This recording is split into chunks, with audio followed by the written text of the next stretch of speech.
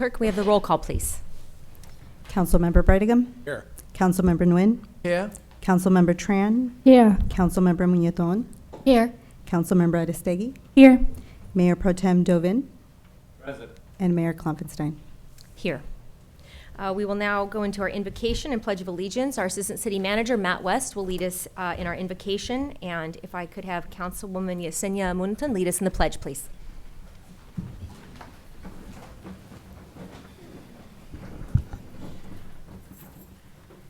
Please prepare yourself according to your faith. Lord, as we begin, may we enter tonight's discussions with open hearts and minds, ready to listen with intention and engage with thoughtfulness and care. May wisdom and compassion guide our decisions. And Lord, let us be grounded in mutual respect for one another, for the diverse voices of our community, and for the shared responsibility we carry in shaping the city's future. We ask this in your name. Amen. Please turn, place the flag. And also have the move.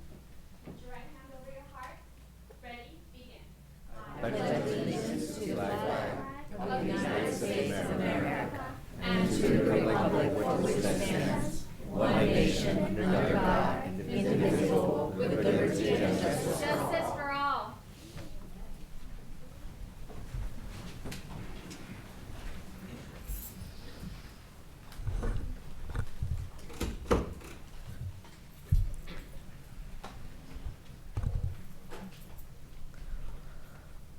All right.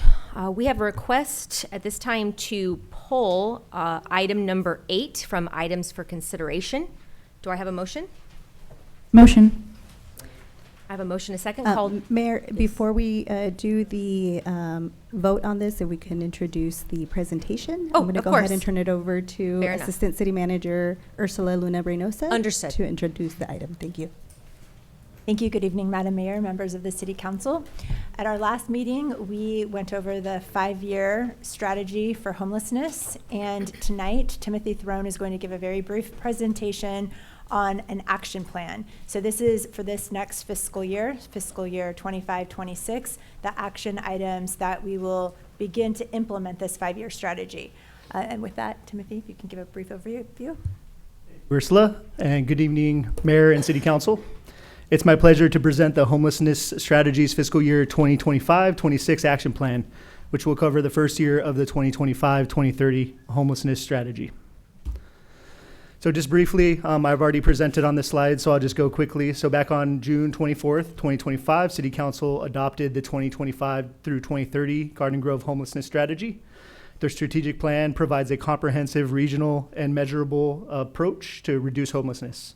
The strategy is organized around 4 goals, including enhanced communication and community engagement, enhance the service delivery system to improve the response to homelessness, leverage partnerships, funding, and resources to maximize utilization to the benefit of clients, and improve quality of life for Garden Grove residents, businesses, and stakeholders.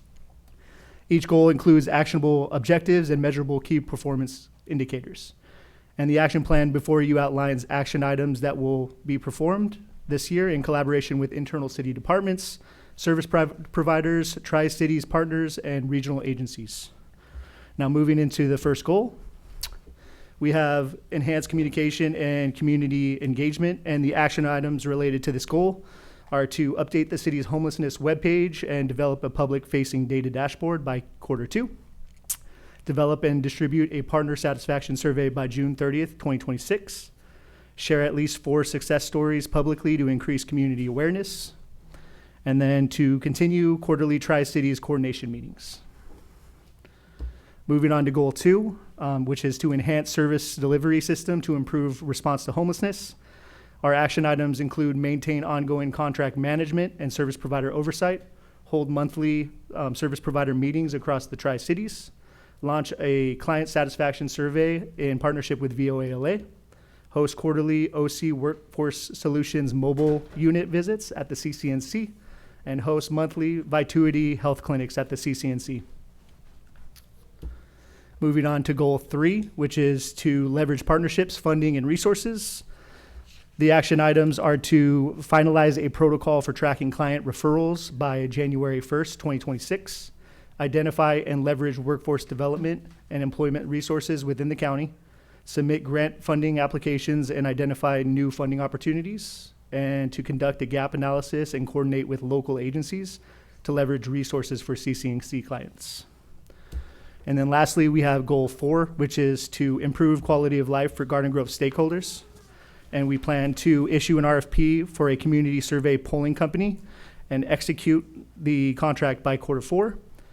We plan to develop a heat map to track public safety calls related to homelessness by June 30th, 2026. And then we plan to continue implementing encampment prevention through environmental design, including cleanups and deterrent installations.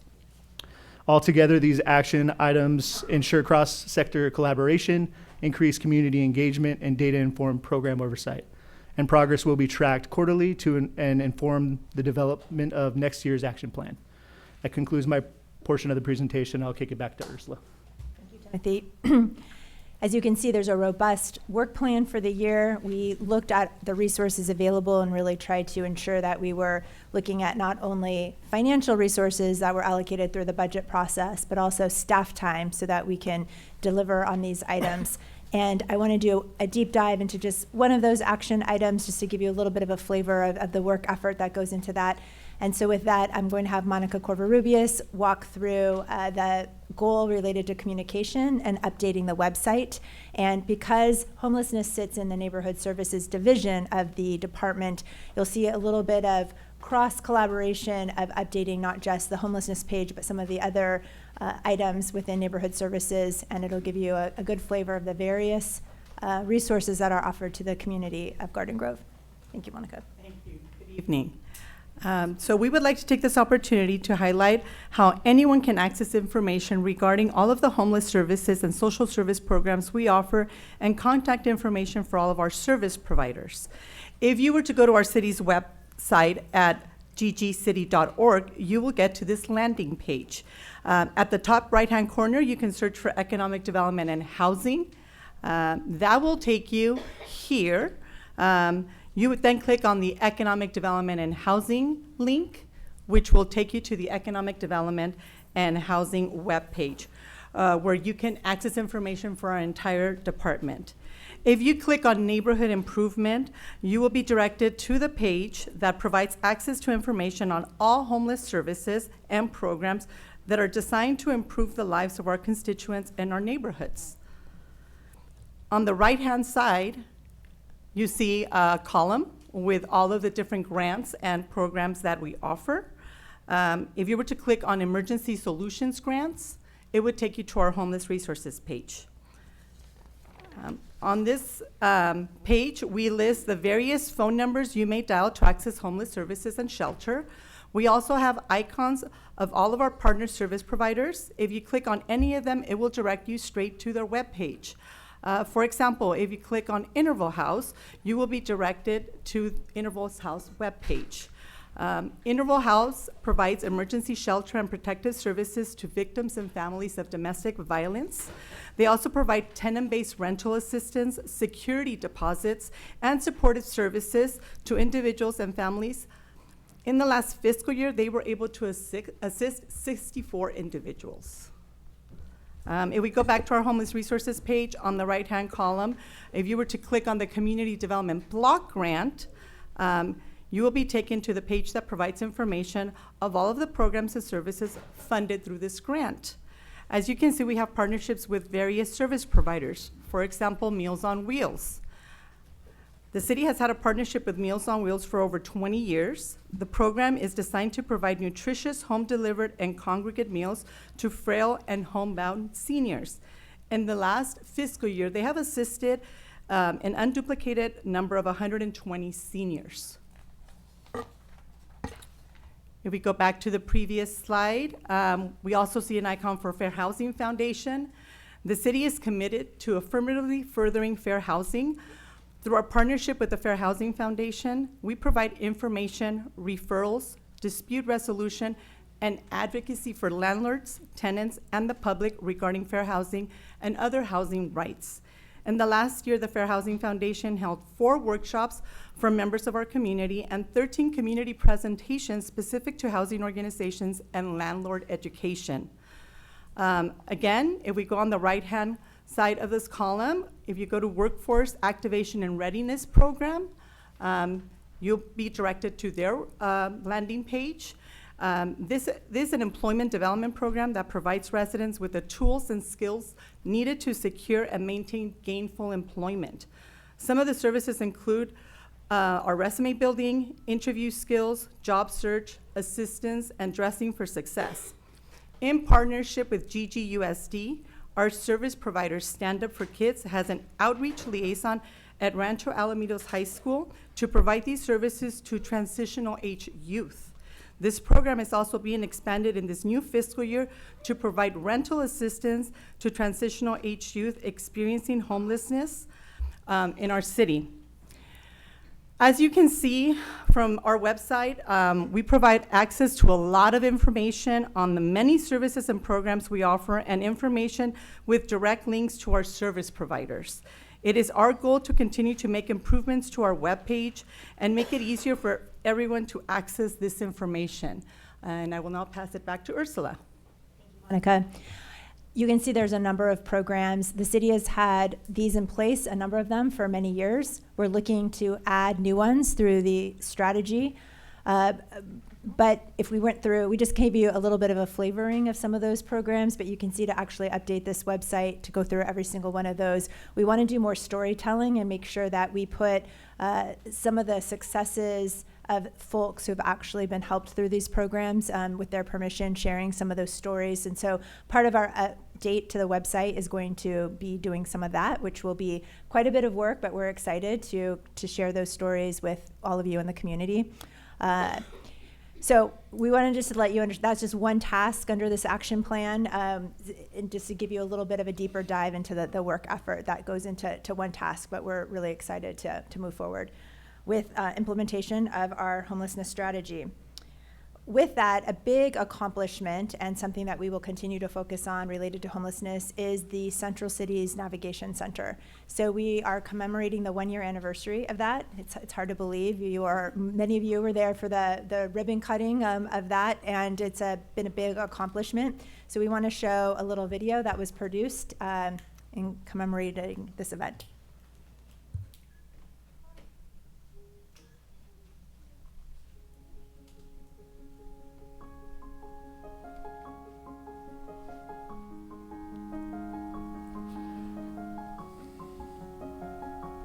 In Garden Grove, near Westminster, on a nondescript street, is the intersection of help and hope.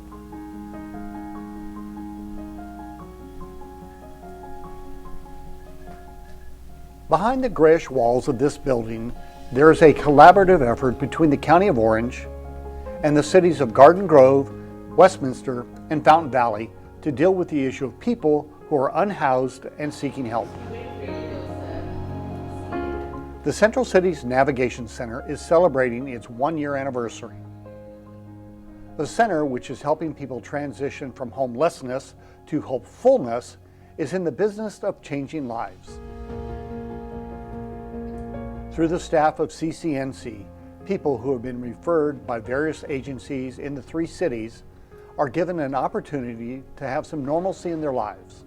The center can serve up to 100 people, including women, men, as well as couples, with beds, showering facilities, food, and other important services. We're more of a transitional program, so we try to get people on their feet. So we have a lot of different clients from a lot of different walks of life, but our main goal is to find a way for them to sustain themselves in society, to get back into housing, to sustain a job, GR, disability, whatever it is that they're going to need.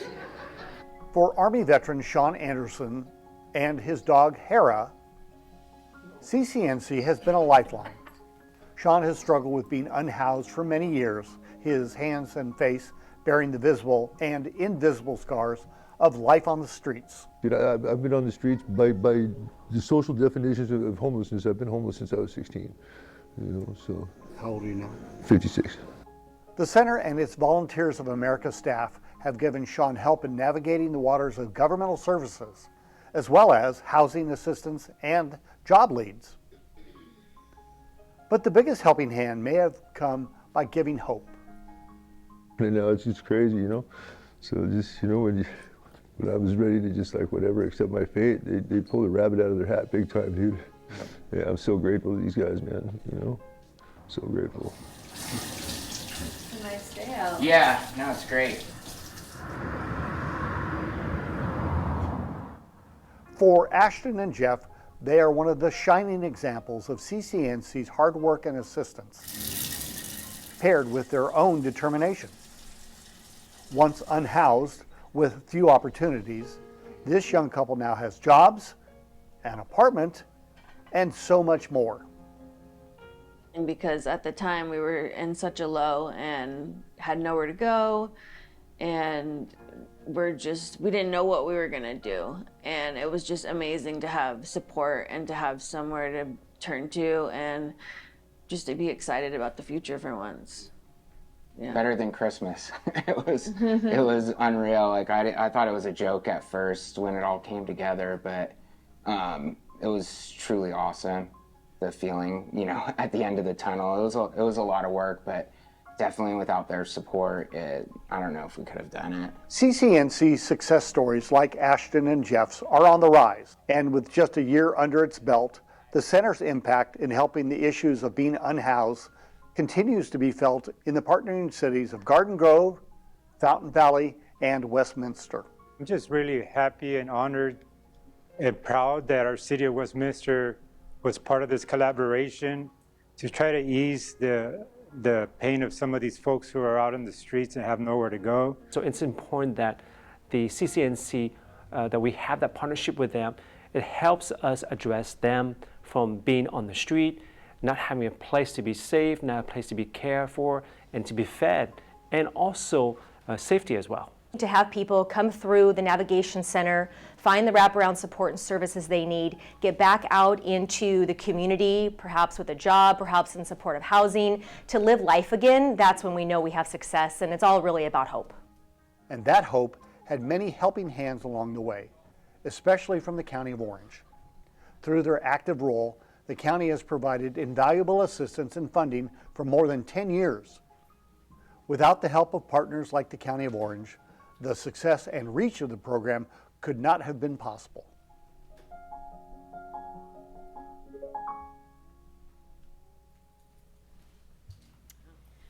So you all should be very proud of your work related to homelessness as demonstrated through our strategy and the opening of this shelter.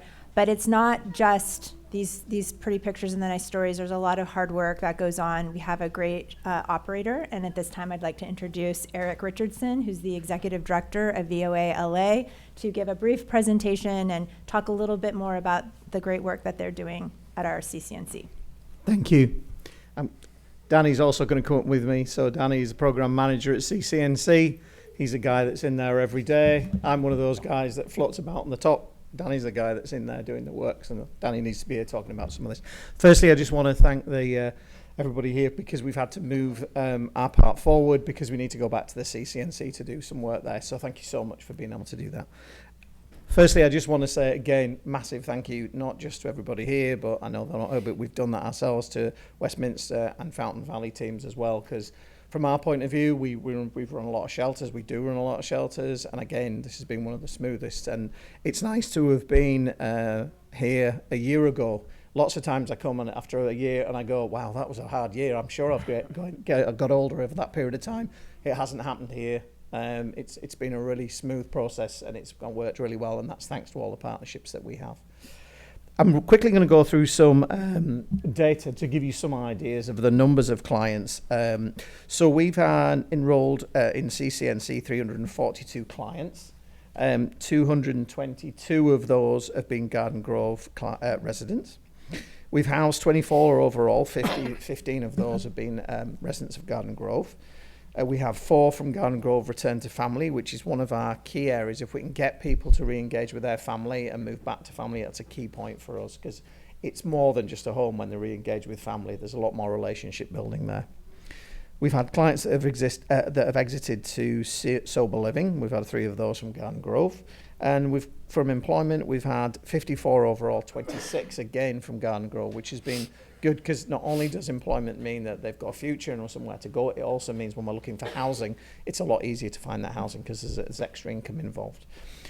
There's obviously areas that individuals might leave the CCNC, but one of the key areas I just wanted to highlight here was clients that go AWOL. So we have some clients that over 72 hours, if a bed is empty, we will pack up the client's belongings. We keep them for the client should they come back, and we exit them because we don't want to keep any beds empty. But I want to stress here that lots of those clients that we exit, we have back in. It's not that they exit and they can't come back. They come back into the centre. Sometimes they come the first time and go, it didn't work for me. But it's surprising how many clients come back and go, actually, yeah, I do want to come back in. It was a good place to be. Next slide, Danny. I wanted to talk a little bit about some of the work that the staff do in the centre. A lot of the work we do is about that acclimation for clients to come into the CCNC to understand what we do and how we do it. But a big piece of work we do is collecting documentation and ID. We have to do that way before we look at employment, way before we look at housing. It's collecting that information because lots of the clients are on the street, they don't have that information. So that is a big piece of work that case managers are doing, and that can take quite a long piece of time. We engage with the case manager support, so they have a case manager individually and referrals to external support agencies for everything such as mental health, substance misuse, so we can engage other parts of the communities, have links with other services. Every client has a housing support plan with client goals that are the client's goals, not ours. The client's goals are where they want to be, because some are smaller steps, some are bigger steps. It depends where they are in their life cycle. We link with the housing navigation team as soon as that ID is done so we can get them housed. We look to increase the income, and obviously we want employment and training involved as well. So to give you some detail on present clients as of today, we have 48 out of the 50 clients from Garden Grove, 160 male, 56 female, 6 couples. 11 of those clients are working with housing navigators to be linked to housing. So all clients are working towards housing. These are 11 that have made those steps. They've got their documentation and they're really pushing forward to get into housing. 3 are currently employed and 22 now have income in place that didn't have when they came into the centre. We always try and get every client to have income, whatever that income might be. As soon as they come into the centre, we work with that. We have quite a few clients that we've managed to get on SSI and other elements as well. 5 clients are currently looking for work and have been connected with employees, and as it says, 3 have been interviewed for the OC Fair, and we'll start when that opens up.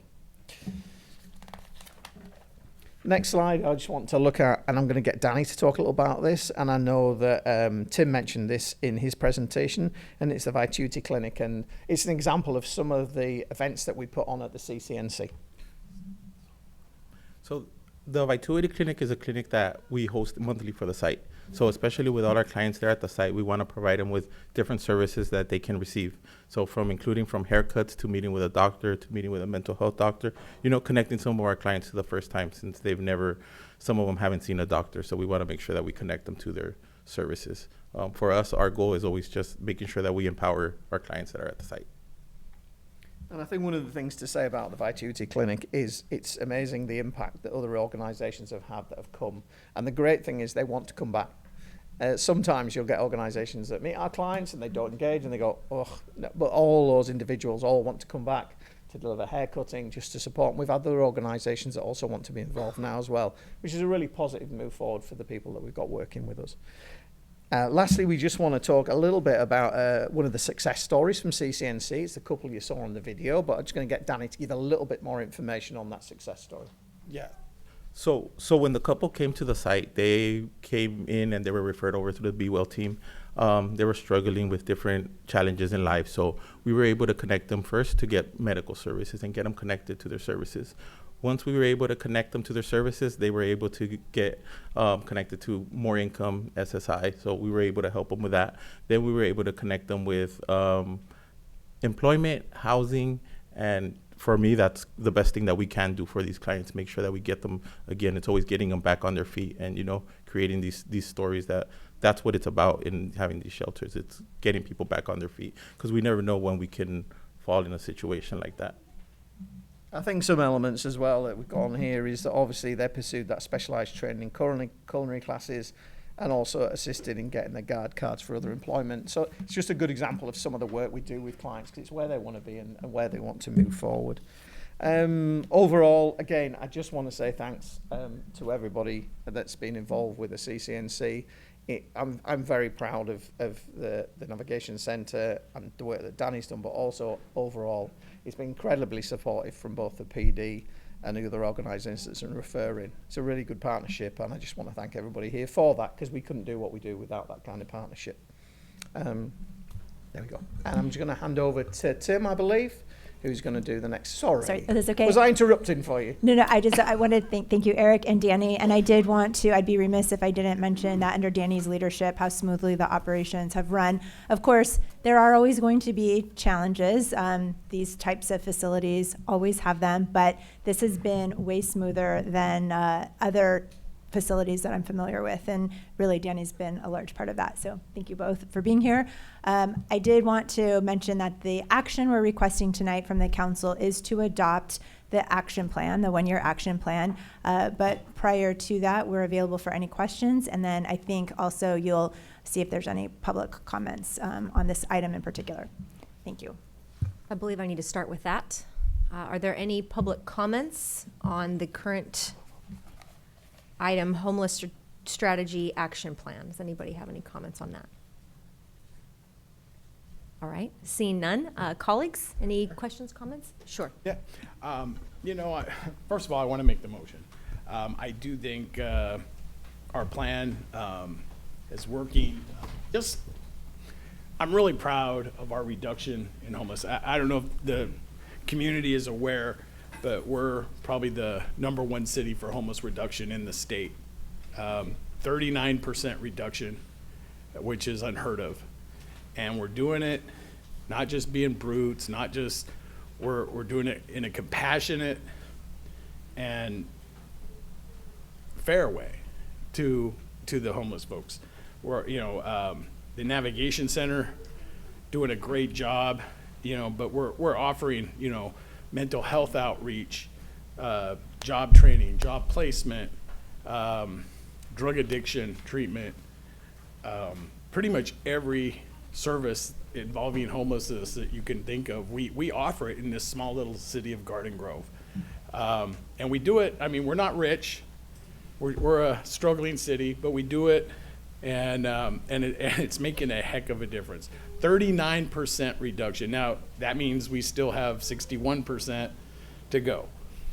So we have a lot to do still, a lot to look forward to doing, but we want to keep that continued, and we want to continue to reduce those numbers in a compassionate way, treating people with respect and dignity, and trying to get them into that permanent supportive housing model, which is really tough because there's only so many places that we can do. But anyway, my only quasi heartburn with the strategy is at goal #1, and sharing the 4 success stories. That's great. I love that. But I think we also need to show some of our failures. The community is willing to hear it. They want to know what we're doing, see our efforts, and well, we did this, we tried. But I think it helps the transparency, because the community realizes, hey, we are out there, we are trying to do stuff. It doesn't always work. And so I think we should balance that. I don't want to amend anything on the motion or anything, but I do think staff should consider maybe also sharing some of the failures, because I think it opens the eyes, and it also educates the council on ideas of ways we can fix those failures, and maybe get some input from the community when they see those failures, and they might have a good idea that they can share with us that we could bring. So I think not just the successes, but maybe also some failures would be a good idea. And with that, I'll make the motion. Councilwoman? I would like to second that, but before we do that, I would like to say a couple words. So first, that's great. Thank you to Council Member George Brigham saying the story, the 39%. So I went to different meetings for Southern California SCAC, talking to other city and seeing some other city that got the award for doing the homeless plan.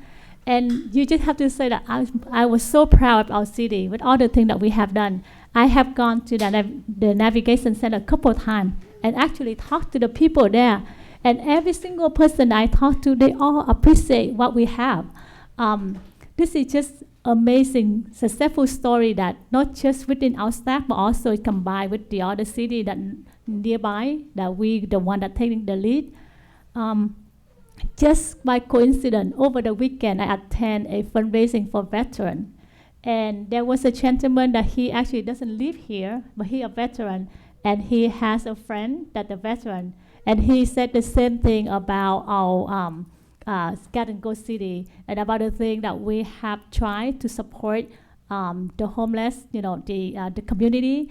And so going through this, I keep hearing, we help the people to be on their feet.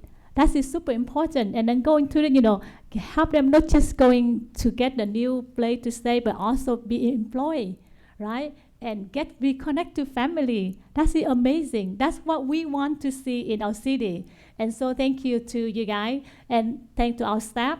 I know that like council member already said that there are other things that maybe we could learn to do better, but every single step, every single thing that I have seen, and I went to talk to people in many different environments, at the navigation center, and in the corner of Chapman and brokers right there, just the people that you talk to, everybody embrace and happy with what we have. The people that I talked, they said, well, finally I have a place to lay down.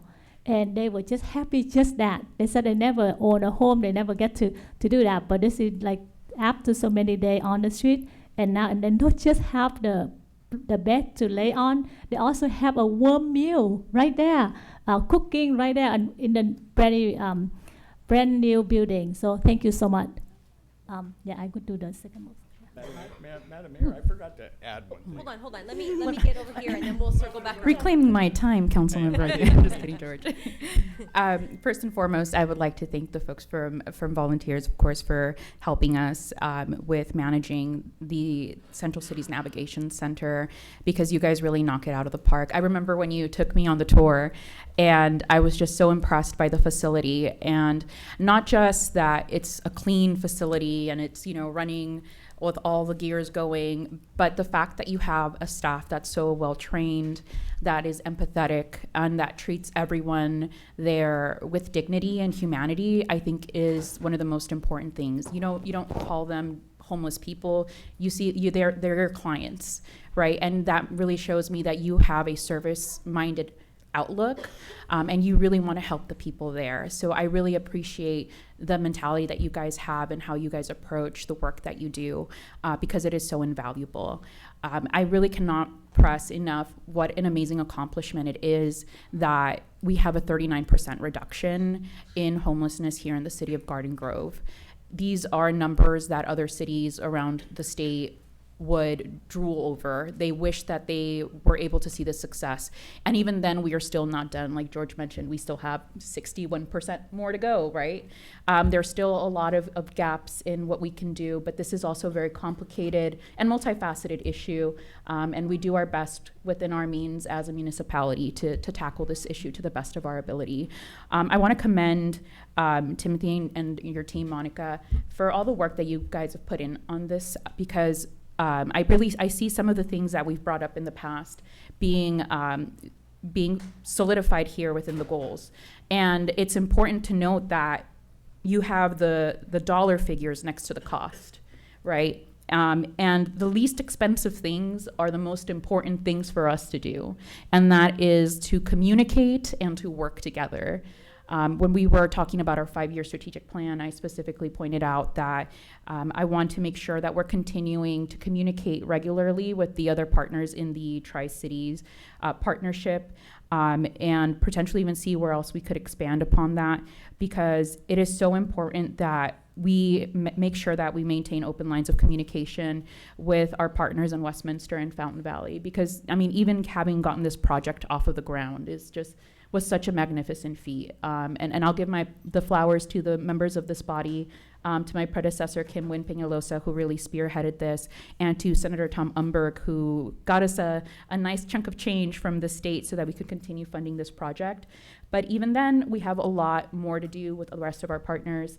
And I know that you guys are the best people out there to be able to get us those partnerships and leverage those relationships so that we can continue providing this service to the community and also setting example for the other cities in Orange County. Thank you. Yes, I also have a comment about after last time with the tour that you all direct me around to see the facility and all. But the thing that I really like is about the paid internship program, that we provide hand-on experience for the participant who can receive compensation, and they can learn about healthcare, IT, education, and so on.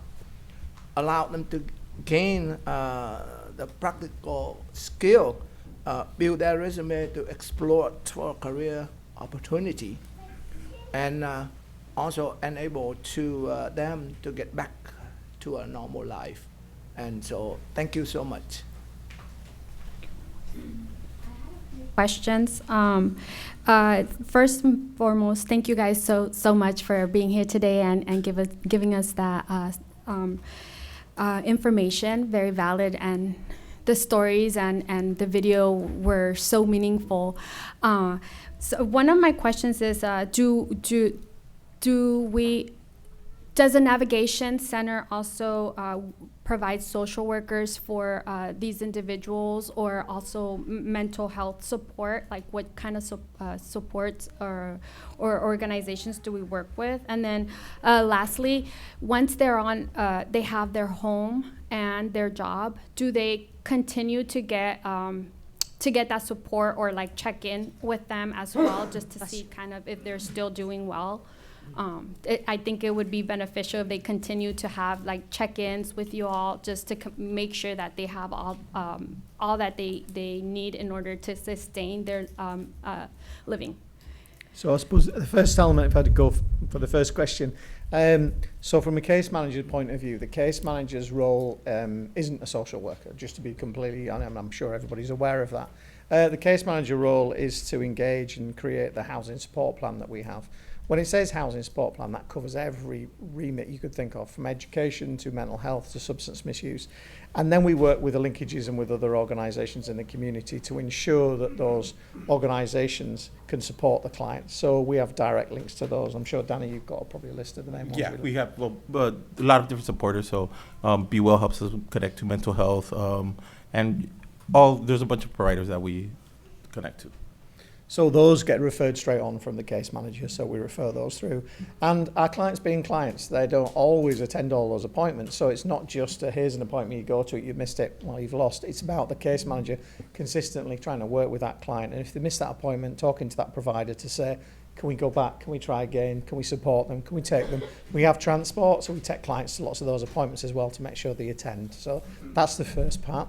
The second part, if you want to talk a bit about that, Danny. Just the second part of the question. About the ongoing contact. The ongoing support, yes. So we have two elements of that, really. One is there's a contract we now have through working with the city, which is delivering what we class as rapid rehousing, so rental subsidy, called the TBRA contract. That is going to be able to deliver some rental subsidy to clients whose income doesn't quite meet those needs in that supported accommodation. As part of that program, we're going to keep delivering support to those clients as we move through. So if they go into their own tenancy, we can carry on supporting them, we can carry on contact them. The benefit of that is we're going to use our housing navigators that the individuals already know. So it's not like they're going to get somebody new and they have to tell their story again. They're going to stay with them while they're in the accommodation. If they don't go that route, they might go through into more supported housing or permanent supported housing, which has its own support that's linked into that. But we always ensure that if they want to come back or they want to speak to any of our staff or the case managers or housing team, they can come back and talk to the team as well. But through our programme, we stay with them to just keep supporting them through that basis. Thank you. I think the idea is keep that thread, because the worst thing for clients is to keep repeating their story over and over and over again, because that's Yeah. what cannot work well. And just to add one more thing, I think it was a few comments. I think it was your comment on sometimes there aren't always successes. The CCNC might be the best place ever for some clients. It doesn't work for everybody. There's some clients that go through that and it doesn't work. Some might not come back. Many do, which is fantastic for us. But we also work with that. So we have a meeting regularly monthly with the city where we talk through about those as well. Those ones that didn't work and what's that about. We really dissect into that, what reason why they might have gone to exit. Thank you. Thank you. And just to add up on that, I just want to add that we have multiple surveys in the works that we're going to develop to poll our partners, the community as a whole, so that we can see where we might be failing or not meeting the goals of the community. So that's another aspect of the action plan that I wanted to highlight for you, Councilmember Bredegan.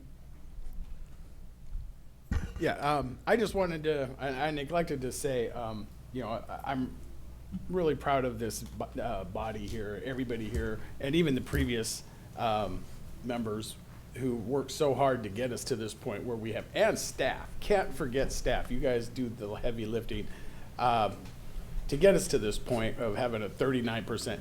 And to put that in perspective, almost every city in California has had an increase. Maybe a small increase, 1 or 2%, but we really stood out. And as a result, I was contacted by PBS Nightly News. They're a national news program, and that episode actually aired tonight at 6 p.m. And they wanted to dive into how Garden Grove has had so much success and what are we doing differently than everyone else. And I think that's been encapsulated here today. But if you want to watch that program, yeah, it's you can catch it on the website pbs.org/newshour. And anyway, I just wanted to, if anyone wanted to see, we did get a little national notoriety for our efforts here, and largely due to our wonderful staff and our navigation center, which has really helped to that end. So, Thank you, Councilman, for being If I on there may, and holding it down for us.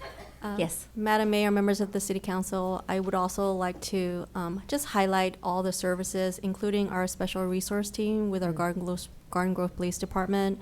They are, a dynamic team that is out in the field every single day, engaging with our unhoused population and giving them those touch points that if and when those individuals are ready to receive services, we have those resources available. So definitely an acknowledgement to our police chief, Chief Alfara, and our special resource team. Absolutely. Thank you so much. It takes a serious amount of synergy and collaboration to do this work, and I think we're doing that quite well. Thank you, Ursula, Tim, Monica. Thank you for your incredible work and just the brain trust, the incredible amount of knowledge that you all have, the passion you have that's driving all of this incredible work and focus. Thank you so much. This is such a thorough plan. We appreciate it greatly.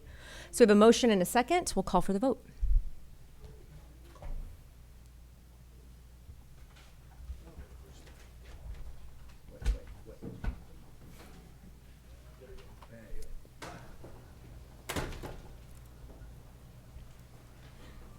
Motion received, 7 yes votes. Thank you. All right.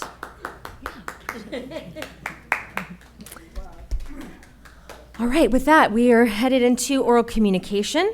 I have quite a few pink cards this evening and a lot of new faces in the audience, so welcome everyone. We'll go ahead and get started. Item number 11 here is on the list. Maureen Blackman, what do you got for us this evening? Good evening, Mayor, Council, and staff. I'm here tonight, Maureen Blackman, Garden Grove resident. This is a story about relationship building, a story about two people who have two different jobs that are many a time opposite of each other. I advocate for our residents, and staff advocates for our city and the things that they need to do. So here it goes. One beautiful Saturday, March morning, I woke up to the sound of crashing lumber. I went outside and my neighbor was out in front figuring out what the racket was. 2 houses down, a home on our street was being eaten alive by an excavator. We had no notice or indication that a home was going to be taken down and hauled away. All day, the sounds of crashing lumber and bricks permeated our neighborhood. 15 double dump trucks full of soil were hauled in and out to excavate for a foundation for a new 6,300 square foot home with 2 ADUs in the back. This was the 8th new build on our street in 1 year. I was in communication with Nikki Wetzel during this time. She empathized, but since there are state mandates, the city had to comply. We met over to coffee, and I talked about not being able to plan for our own events, not knowing what kind of construction noise would be next. She seemed to understand. I didn't know it at the time, but Nikki was working on modifying the construction times in our city, especially in residential neighborhoods. It's item 11, although it's not perfect, but what is? It will give residents guidelines so they can plan events without fear of construction noise. At the time, I was planning a funeral, and I'm glad it wasn't that day. I never disregard the power of relationship building. It works. Thank you, and thank you, Planning Commissioner and friend John Ramirez, for taking up this cause. Please vote yes.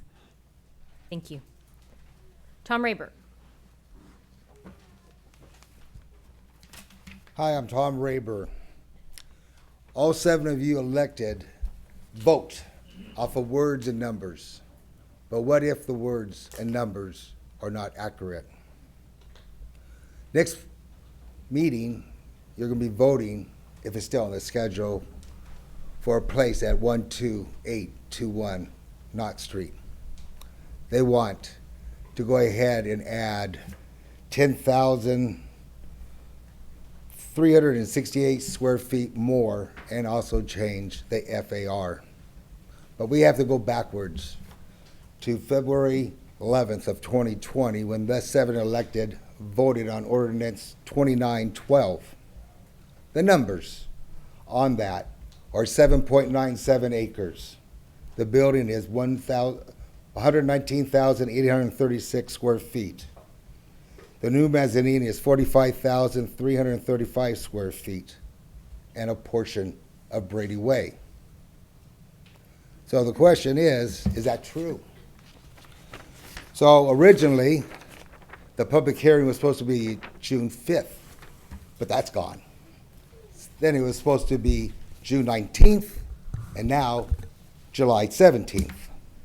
But why is it changing? Well, it changed to July 17th because I found 2 other PUDs in Garden Grove that they neglected. So, the true numbers, because I called up the Orange County assessors, the true numbers for 12821 Knott Street for parcel 215-014-01 is 6.8799 acres or 303,514 square feet. What they labeled portion of Brady Way is actually parcel number 13501-36, and that is only 40,920 square feet, which means the total is 7.91 acres. There's a shortage. Right now, as that property is right now, they're already over the FAR. They've already added 7,909 square feet mezzanine. They already did that. And they didn't have to get permission because that was part of the ordinance. So, you guys have my paperwork. You guys will see the permit for the mezzanine. You will see they already have a permit for the new mezzanine already, April 19th of 2025. And I guess I didn't have enough time, but you guys need to go ahead and verify these numbers and words. Thank you. Thank you. I apologize if I don't pronounce this correctly. Gina Meninga? Meneha? Sorry, I couldn't.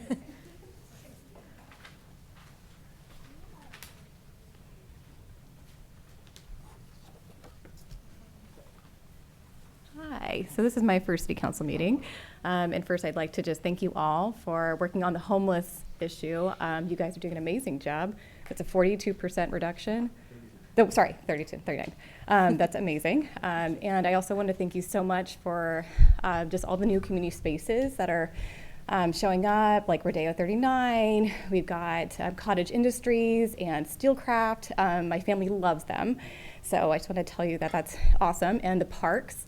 So you guys have like a 20-year plan, I think, to update all the parks. And I so appreciate that because I have a 2-year-old, I have a dog, my husband, we love these spaces. But actually the reason why I was brought here is not to just thank you, but we have a major issue that ICE is in our community. And I'm here to stand up for the people that can't.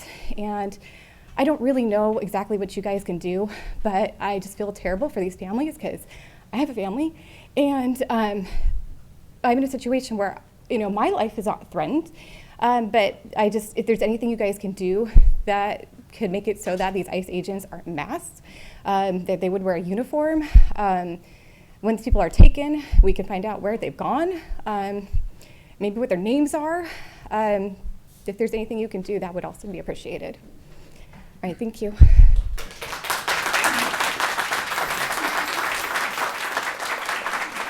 Thank you. Next, I have Clara. It doesn't have a last name. Clara?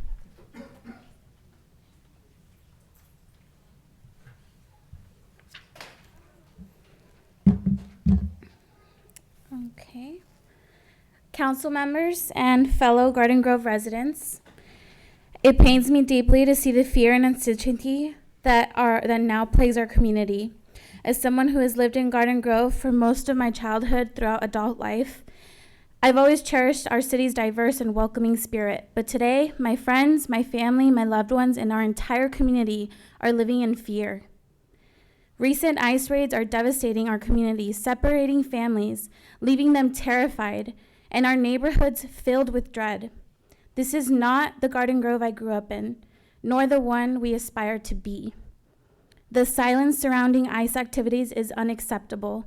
We need transparency and immediate action. Collaborate with residents, not ICE, and create clear channel of communication about ICE presence in our community. Cities like Santa Barbara and Glendale have shown that it's possible to stand up for the safety and the rights of all residents. Let's follow their lead by implementing policies that offer legal support, strengthen community resources. We need more than empty promises. We need concrete measures to protect all of our residents, regardless of status. Garden Grove needs to become a true sanctuary for everybody that lives here. We must stand together, united in our commitment for justice for all. Remember, council members, silence is complicity, and the time for action is now. Let's ensure that Garden Grove remains a place where everyone can live without fear. Thank you.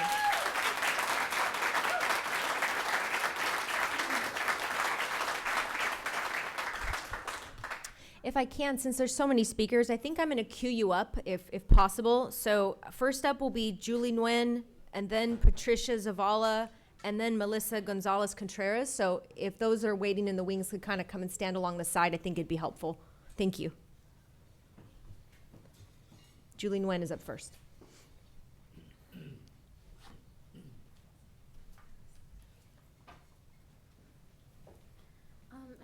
Hello, my name is Julie Nguyen, and this is my first public comment. I've lived in Garden Grove since 2013, and I'm here today to express intense concerns about the increased rate of ICE activities happening in Garden Grove. As each day passes, we are seeing more and more instances of families being cruelly kidnapped from the streets. Our elderlies are being violently tackled to the ground. People are forced out of their cars and homes. Civilians who are recording are now being threatened with facial recognition apps, and this all happens within the blink of an eye.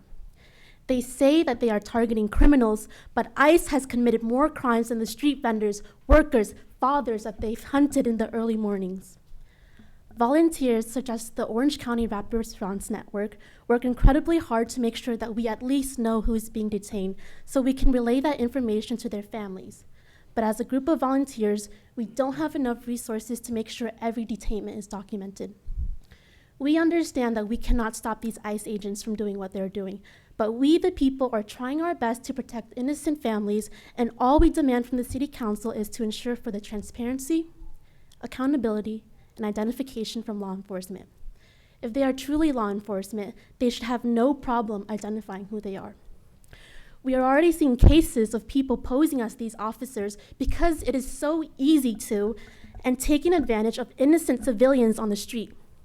This gave people a new method to take advantage of the fears that our communities have been feeling for several months. Women are being raped, people are held for ransom, and children are getting kidnapped, all because of ICE's unwillingness to present proper identification. Your job as the City Council is to ensure the safety and well-being of residents in Garden Grove. It is not your job to act on your own selfishness. Thank you.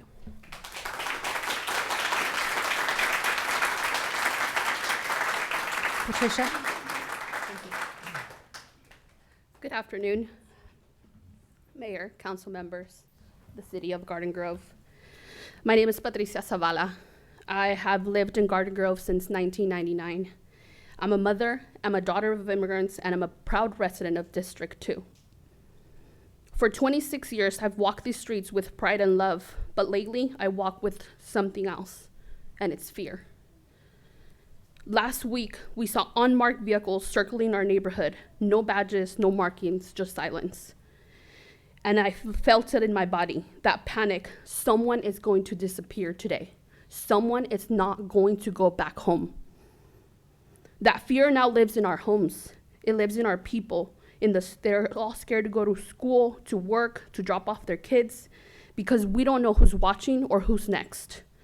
There has been reports of individuals believed to be federal agents operating in plain clothes and unmarked cars, refusing to identify themselves. We demand the city to take action, require clear identification for federal agents operating in Garden Grove, because when power hides, abuse grows. We need safety, we need support, we need hope. Families are living in the dark without any of their loved ones without knowing where their loved ones are. We need the city to create public resource hubs with legal support, know your rights information, and when possible, updates on local detentions. Aid drives can't carry this alone. We must act, the city must act, and we need transparency. We call on the city to disclose how our police department shares information with ICE. We deserve to know what's being done in our name. And I don't speak from an outside, I speak from someone rooted here. As a citizen, as a sister of 2 brothers in the US Air Force, as a sister of an educator serving in our public schools. My family has given this country our service, our labor, our loyalty. And what I ask in return is simple: safety, dignity, and truth. We're watching the slow normalization of surveillance, propaganda, military presence in our streets. What happened at MacArthur Park is not normal. This is how freedom erodes. It doesn't happen at once, but little thousand small silences. So tonight, I'm just asking you to listen, and I'm asking you to remember your oath, not just as policymakers, but as protectors of our collective humanity. If my rights can be striped, so can yours, so can your neighbors, so can your children's. Do not wait for the collapse.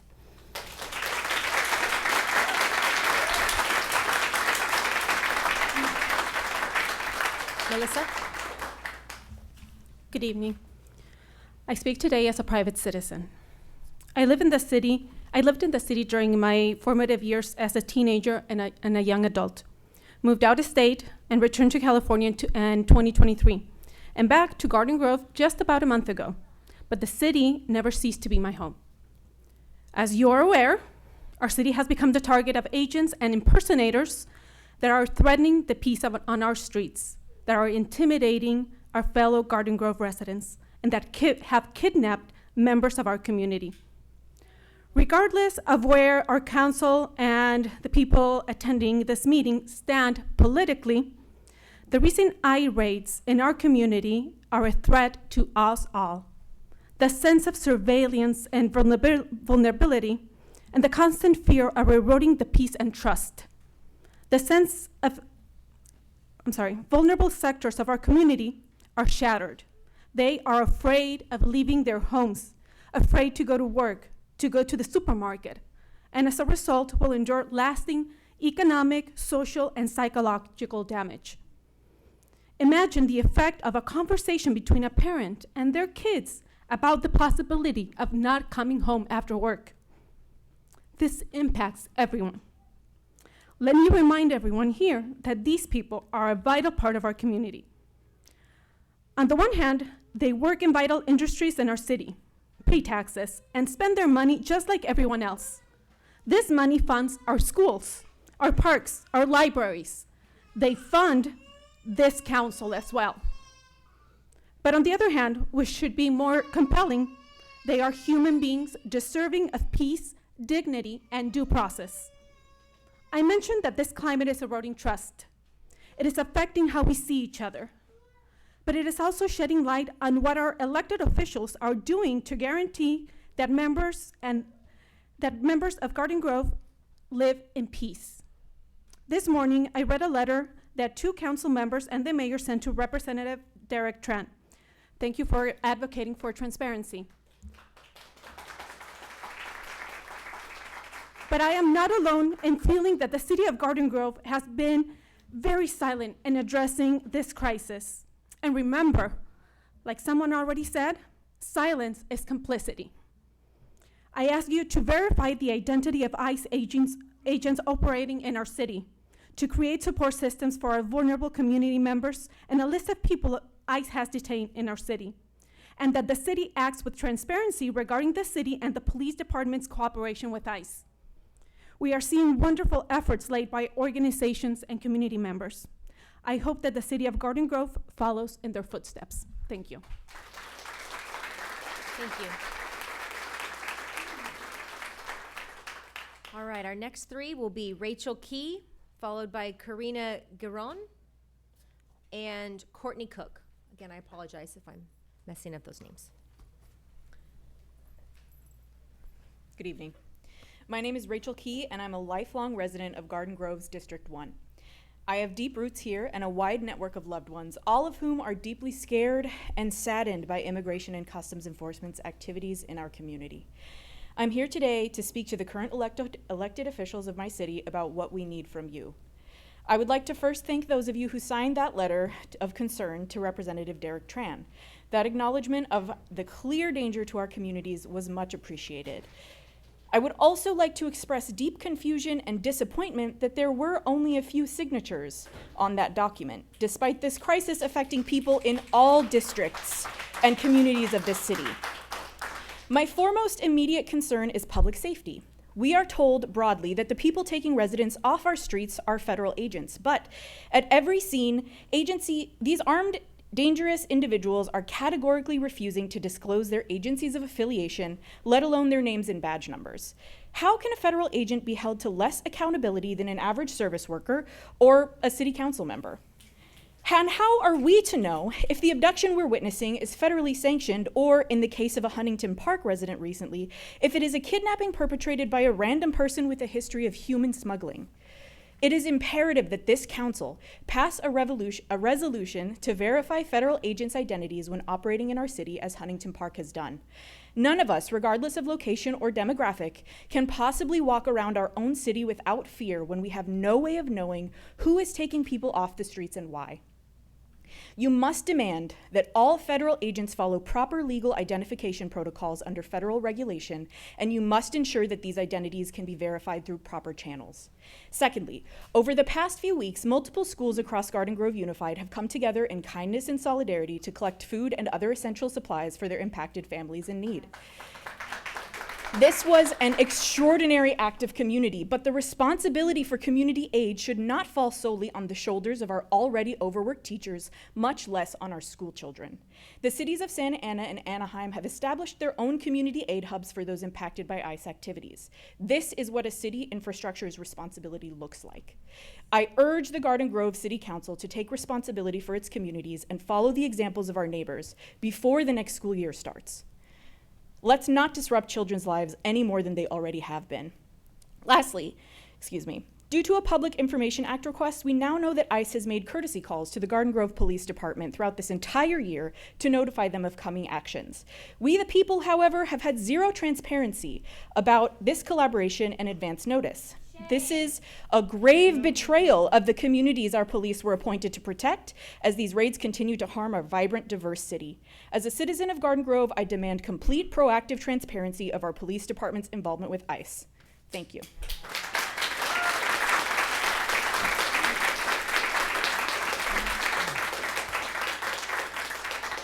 Ladies and gentlemen, I do appreciate the passion with which you're coming to speak tonight, but I would ask that you refrain from calling out, clapping, snapping during these people's moments to speak. If you want to clap at the end of their 3 minutes, I respect that, but let's please keep the tact and decorum in the room this evening. Karina Giron. Hi, good afternoon or evening. This is my first city meeting. So my name is Karina. I have lived in Garden Grove my entire life. I actually graduated high school across the street. So I am a millennial and a resident from this community. Like I said, I'm a millennial, so I have lived through 9/11, through the Iraq War, through multiple school shootings, through COVID, and never once have I ever been afraid until now. Having these ICE raids in our city, in our community, is very distraught. The only true question I have is what happened in MacArthur Park yesterday. I want to know what the city is going to do to prevent that from happening here. I don't want to see military cars and soldiers walking down the street in my community when we're not at war. This is not acceptable, and I would like to know what the city is planning to do and what legal authority or options does the city have to respond and to regulate and stop it, and also what the city would like to do to ensure transparency and public safety for us. Thank you. Courtney.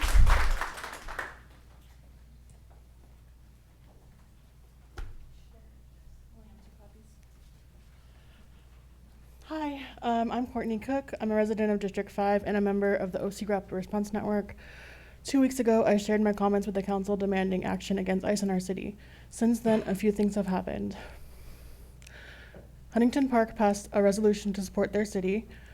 Multiple Garden Grove car washes were raided with dozens of people detained. A U.S. citizen was surrounded by ICE in full riot gear in the Garden Grove Walmart parking lot. Santa Ana did not pass the resolution on transparency of courtesy calls for two major reasons. One is they specifically received a threat from the U.S. District Attorney as a sanctuary city, neither of which apply to Garden Grove. And the ordinance as written was illegal, but could be adjusted with the help from the city attorney. We also did our research and found 32 courtesy calls in Garden Grove from ICE to Garden Grove PD since before June 17th, which I gave you guys a copy of to take a look at by district. And I can send you guys a copy too, if that helps.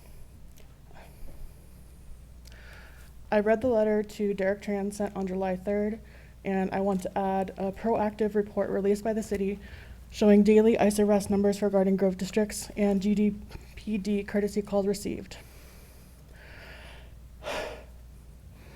Ideally, a list of names and alien numbers can be provided to an organization like Orange County Rapid Response Network so they can follow these residents through detention and protect their rights. Learning from our neighbors, we want the council to request that the city manager and city attorney spend the time until the next council meeting providing city recommendations for actions which condemn aggressive and non-transparent federal immigration enforcement tactics and directs proactive local response measures. Residents are now afraid to do laundry, go grocery shopping, or even seek medical care due to racial stereotyping. Earlier this week, one woman was arrested at Hoag ER. This afternoon, someone was arrested as soon as they exited the ambulance at South Coast Global Medical Center. And this morning, someone's father was experiencing stroke symptoms, and they called OC Rapid Response for a referral to a safe hospital. The mayor and city council must do as much as possible to investigate the paths of action that create a safe community. Between now and the next city council meeting a month away, there will probably be an increased demand for action. As you can see, it's already increased in 2 weeks. Thank you.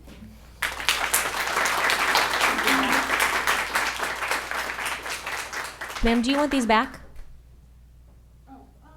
Okay.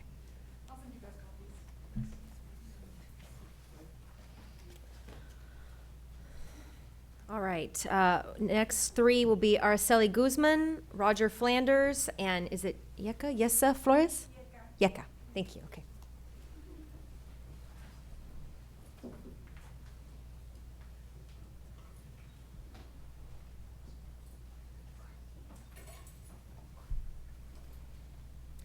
Good evening, council members. My name is Araceli, and I am a resident of District 1. I've worked for the Garden Grove Unified School District, supporting families and students in this city. And I'm here tonight because I care deeply about this community. I speak not only for myself, but for those who don't feel safe enough to come to this mic, for those afraid to leave their homes to buy groceries, go to work, or even take a walk in their neighborhoods. ICE has been active in our city, separating the very families that make Garden Grove strong and diverse. They deserve to feel seen, supported, and safe. That's why I'm asking for the creation of a city resource hub so residents can access legal aid, emergency planning, resources, and know your rights education before a crisis happens, not just after. I'm also asking for full transparency when it comes to immigration enforcement activity. If the city knows where and when ICE is operating, the community deserves to be informed. Transparency is protection. When we protect the most vulnerable among us, we protect the heart of our city. So I urge you, do what's right, create an accessible resource hub, notify residents when ICE is present. Show our families that this city will not turn its back on them. Thank you. Thank you. Roger? Roger? Yeka? Yes. Okay. Hello, everyone. My name is Yeka, and I've been a resident here in the city of Garden Grove for the past 23 years. Not only am I a resident, but I'm also an educator in the Garden Grove Unified School District. I'm here today not just as an educator or neighbor, but as a human being deeply concerned about the safety and dignity of our community. We are witnessing something unacceptable and terrifying in our city. Armed individuals in unmarked vehicles refusing to identify themselves are abducting our neighbors without explanation or accountability. These actions are not just unethical, but they are dangerous. They build fear and break the very trust that should bind a community together. These ICE raids, often carried out without warrants or named targets, are tearing families apart. And no, these aren't just faceless statistics. These are the people who build, support, and serve our city every single day.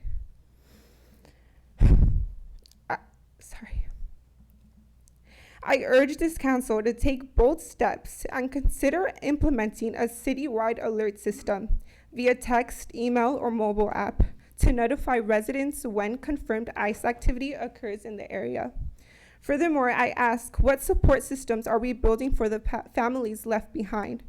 When a parent is taken, children are left emotionally shattered and economically stranded.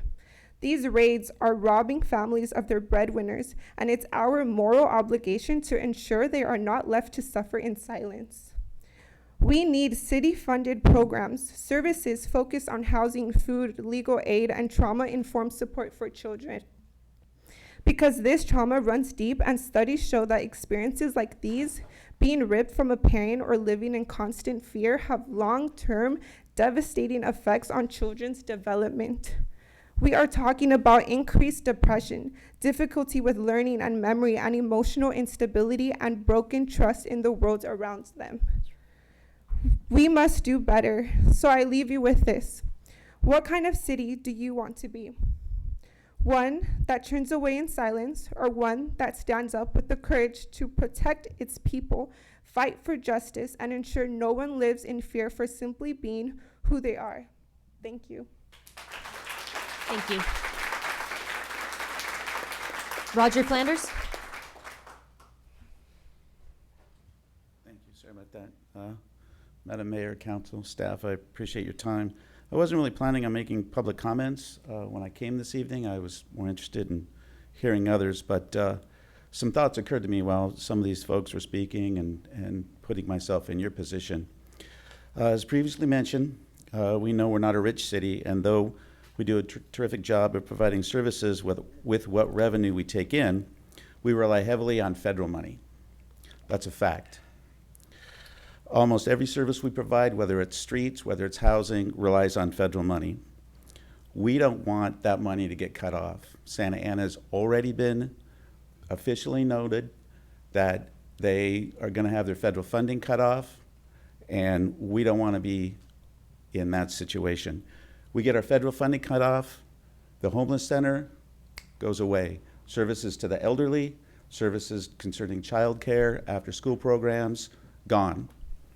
So if you want to make the federal government mad by putting up some sort of defense against them arresting illegal aliens, you make them mad, they're going to cut off federal funding. And then we're going to be in a world of hurt with everything that we do.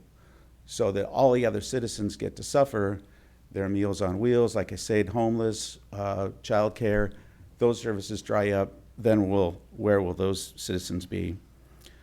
The other thing that is a possibility is the fact of bringing more attention from the federal government. You want to challenge the federal government, you're going to get MacArthur Park style interdictions here in Garden Grove. You want to do things that violate federal law to advocate for the violation of the law and the obstruction of justice. We're gonna get more attention, and I don't think we need the lack of funds or the attention.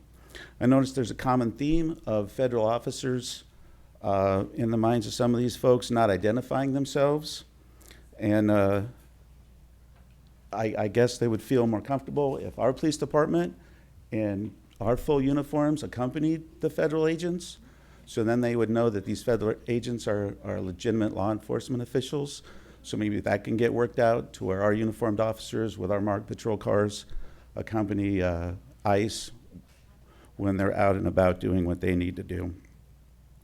I do have a little bit of time left. I do understand the feelings of these folks. I have a close friend who, come to find out, has been in the country for over 20 years illegally. Why he didn't take advantage of Biden's amnesty, Reagan's amnesty, Clinton's amnesty, I don't know, but he didn't. And he's a successful business person with a daughter, a freshman year in college, and he could be scooped up any minute, and it would be horrible. So I understand the feelings. Thank you. Thank you.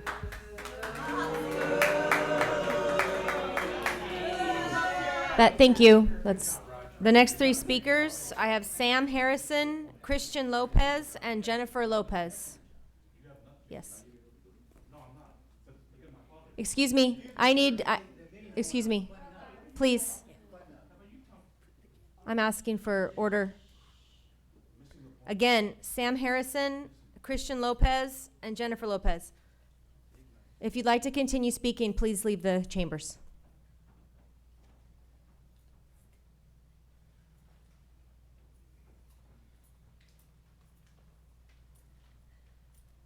Good evening, Council and Mayor.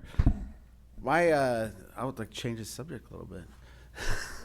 I'm a numbers guy, and I've noticed on the budgets that we have this little parentheses with 3 zeros at the top of the budget, and it kind of makes it looks like we have a household budget when we really have a real budget.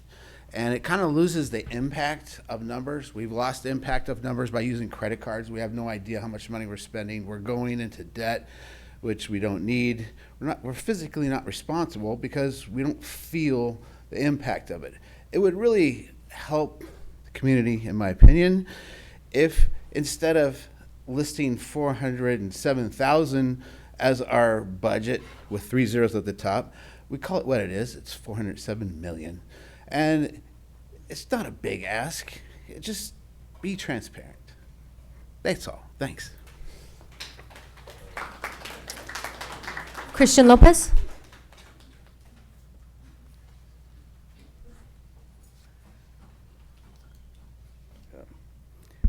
Good evening, Mayor, City Council members, and staff.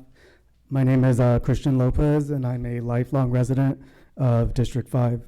I'm here to speak about the recent immigration raids that have been ongoing since the beginning of this year. So far, a couple council members have spoken up in support of the immigrant community, but more can be done by our city. The terror that these raids are causing in the community is unjust. Families are living in fear. Many are scared to leave their homes, causing food and financial insecurity. I'm here today with other concerned community members to call on the city to provide more resources to the immigrant community, provide financial relief to affected community members, provide the public with more transparency of ICE operations in the city. And I call on the city of Garden Grove to not cooperate or assist in ICE operations. And I just want to make a final comment that undocumented immigrants are part of the Garden Grove community and always will be.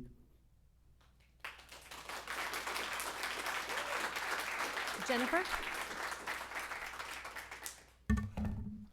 Hello, my name is Jennifer Lopez, and I live in 92843, District 4, so I am under Joe's district. I'm here to talk about the recent immigration raids that have caused terror throughout the city. Actually, I have a great anecdote to share with everybody today. On Father's Day, Sunday, June 15th, there was a flower vendor in front of Trask and Magnolia, in front of the freaking In-N-Out over there, and he was taken when he was selling flowers on Father's Day at 1 p.m. Did he receive any follow-up care? Did anybody check on his family? Did any of you know that he was taken by a white van that was unmarked by men covered head to toe? Is there any care for these community members? How many community members have you followed and accompanied to their ICE check-ins? But you guys had time for the state of the city to spend $70K, Stephanie. $70K on the state of the city 2 days after that man was kidnapped. And you just put out a half-assed statement. Where is the care for your community members? Do you not care? A man on freaking Father's Day just selling flowers, trying to make a living, was snatched off the street trying to make ends meet. And there has been absolute silence from more than half of the freaking council members here. Do you walk anybody to their check-ins? Do you guys know how many community members have disappeared? Each one of you guys? Do you have any record, any follow-up care for these families that lose their breadwinners? What about the child of that parent who lost their father on Father's Day? I got there 30 minutes after he was taken, and I spoke with every employee in that surrounding area who told me that they snatched him off the street and he was sobbing as they snatched him and just left behind his flowers that he was vending on Father's Day, trying to make ends meet. And I can assure you, none of you guys knew about that none of you guys followed up with that man and even knew it happened right under your noses. And it is so disappointing that my tax dollars are going to pay for all of your salaries when you are not providing the level of care that our community deserves. And I have seen community members step up for each other more than I have seen any of you guys step up. Do you know about the Orange County Rapid Response Network and how many vendors they have bought out and paid the rent up because they're so scared that they might get snatched up next time that they're selling flowers? Do you realize how unfair that is? I hope that each and every one of you go tonight to bed and think about how many community members you've lost, how many kids are traumatized, that their father hasn't come home, that he's not being fed, that he's not being given medicine, that they're missing bills. Have you checked in with anybody? Yes or no? Ma'am, your time is up. I hope to find out soon.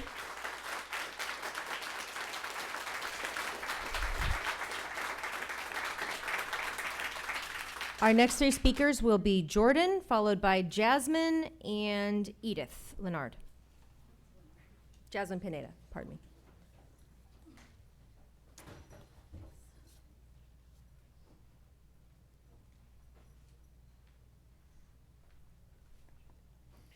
Hello, my name is Jordan and I live in District 4 under Mr. Devin. I'm very close to the Home Depot, and there have been multiple kidnappings of hardworking members of our community by mass individuals riding around in unmarked vehicles. As far as I've seen, you all are doing nothing to even so much as inform us whether any of these masked individuals are Gestapo sanctioned by the federal government or are just opportunistic human traffickers taking advantage of the chaos. That feebly worded letter sent to Derek Tran on July 3rd was too little, too late. We need more transparency from the council on who these masked people are and on the use of our city tax dollars to assist the federal government in disappearing members of our community. Thank you.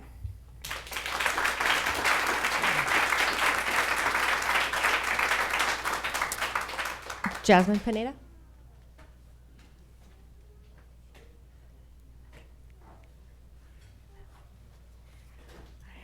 Good evening, council members. Thank you so much for your time.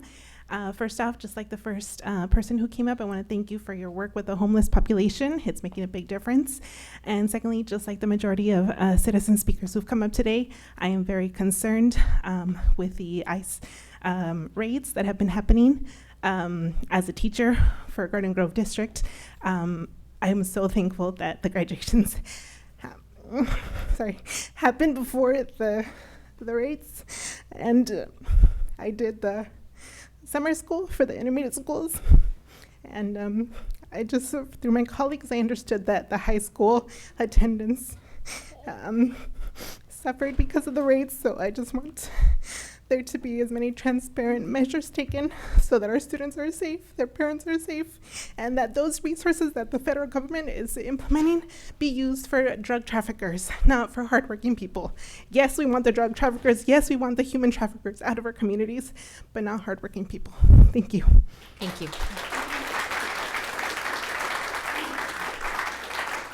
Edith? Yep. Hi, I'm Edith. I'm also here today as a resident of the city, and I'm calling for the council to take clear and unwavering stance to get ICE and DHS. They have no place in the city. Your job is not to protect the ego or the interest of the federal government. It's to protect your community. The president or their presence does not make us safer. It makes people afraid to go to school, to seek medical care, or to report actual crimes. It breaks up families, targets vulnerable communities, and erodes trust between residents and local institutions. Our city should not be complicit in these harmful actions, and you need to do your part to end any and all collaboration, formal or informal, between local law enforcement and federal immigration agencies. We demand safety for our neighbors and loved ones, not in name only, but in policy and practice. Our tax dollars and our public spaces should not be used to enable surveillance, detention, or deportation. This needs to be done as an action, not performative, not in resolutions, not in any symbolic language. We want legally binding sanctuary policies. No more detainment, no more raids, no more fear. You have the power to draw that line, so go ahead and do it.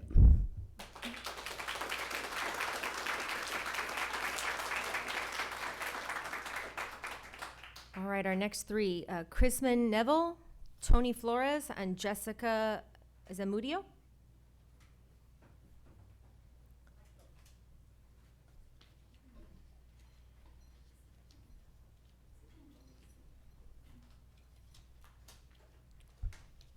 Hello.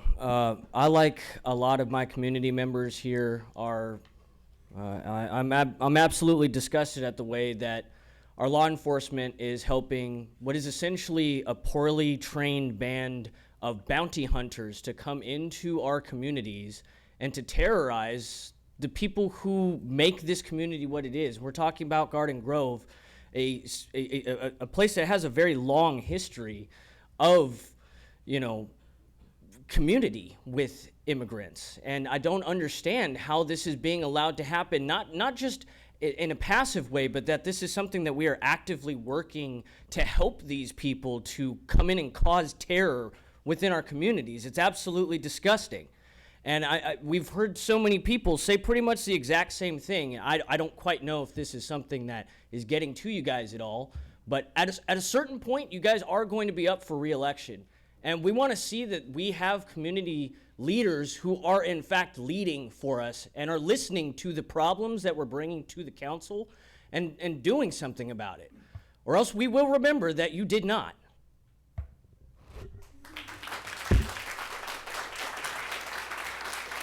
Tony Flores.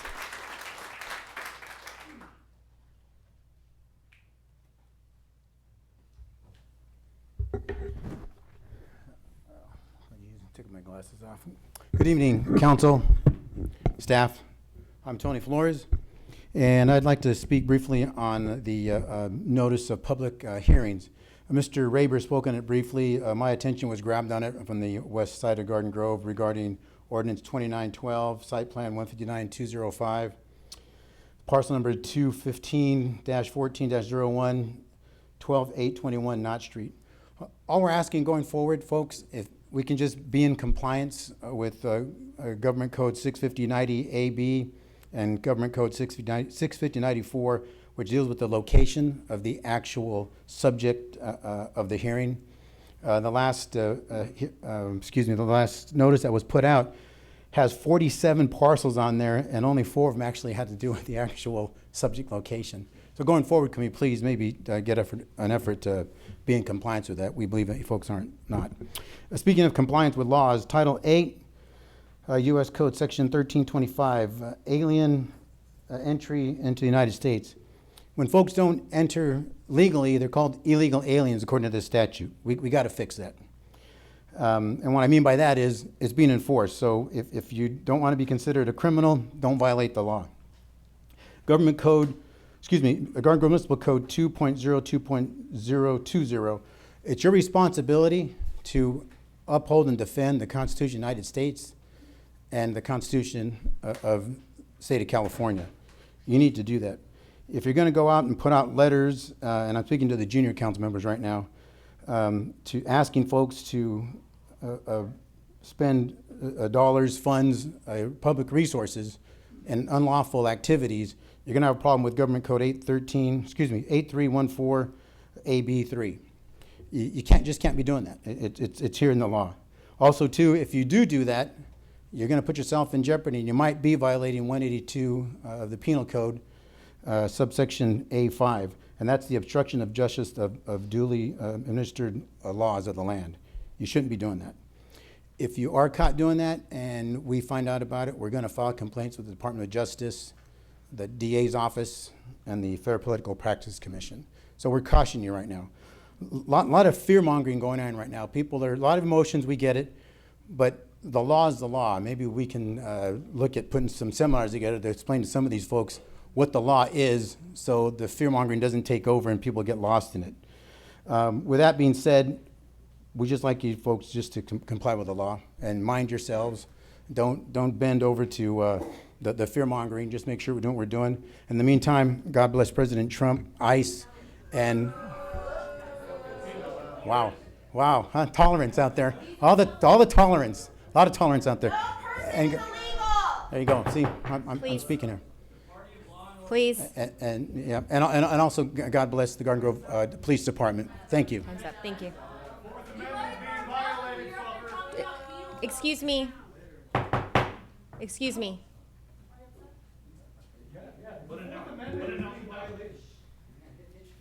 Gentlemen. I'm calling for a 5-minute recess. If you cannot control your language and your temper in this chamber, you'll be asked to leave. Let's go, 5 minutes.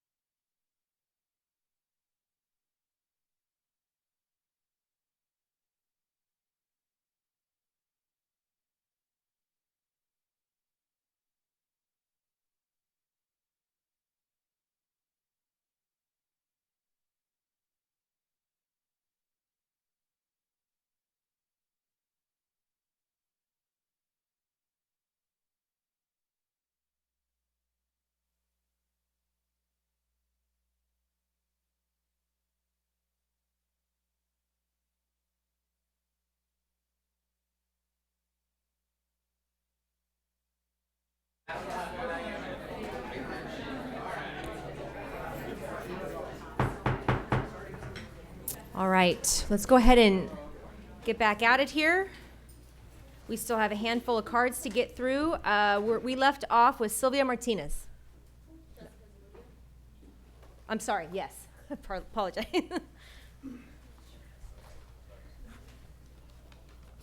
Hello.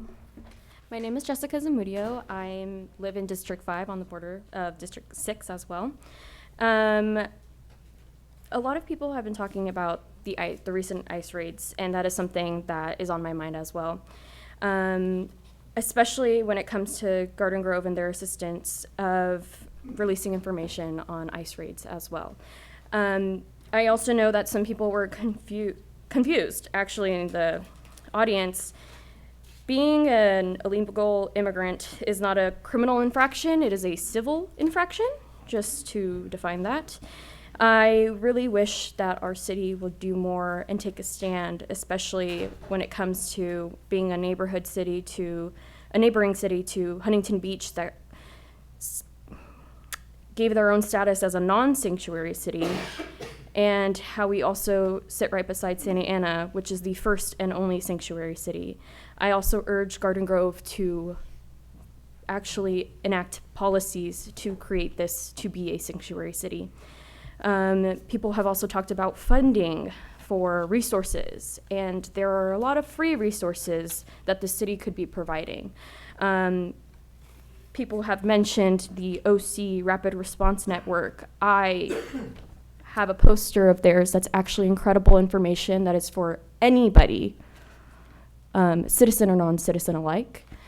I took it upon myself to go around my own neighborhood, printing with my own paper, printing with my own ink, these flyers and putting them in my neighborhood. And some of them have been taken down by certain neighbors, but this is something the city can do. I got this PDF for free. It was on the Santa Ana City website, but not the Garden Grove City website. When I talk about our website, we haven't had any updates on ICE regarding that since 2019. I checked. So there are free things that the city can be doing, like even putting up a PDF that they didn't make, that a community member made, and put it on their website. There's more that you guys can do, I'm sure. And I, like many of the residents behind me, do not want any collaboration between GGPD and ICE. I don't know anybody in my neighborhood that trusts the Garden Grove Police Department, and collaborating with ICE would make it even worse. And then I will leave you with an anecdote that ICE is very lawless. They've showed that they are lawless. They steal from people. When you get released from a detention facility, they have stolen wallets and they have stolen IDs. Do not work with a lawless government facility. Thank you.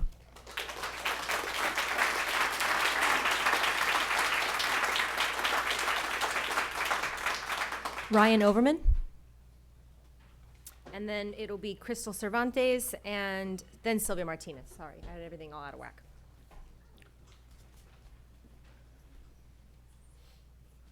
Hi, Madam Mayor, council members, staff. My name is Ryan Overman. I'm a project manager at RJ Noble Company. And your agenda number 12 is to award a contract for various streets project.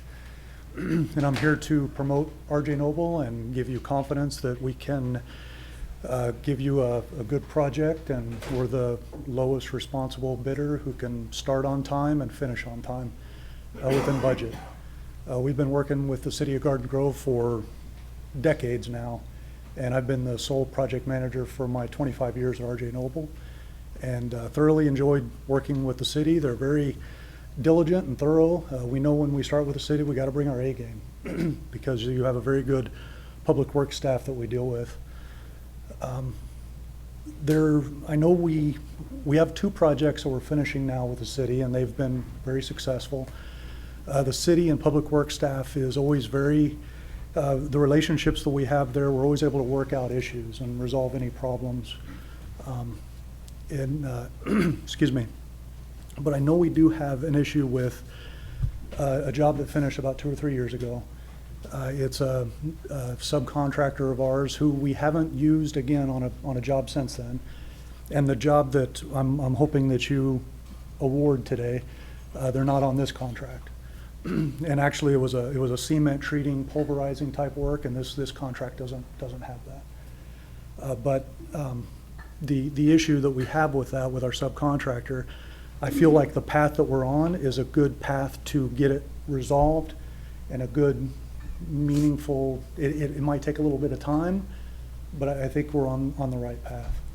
But I'm here for questions if you guys have any about the project or working. But I'm here to give you confidence that we've worked with the city before, and I enjoy the city. Like I said, I have 25 years working with everyone here.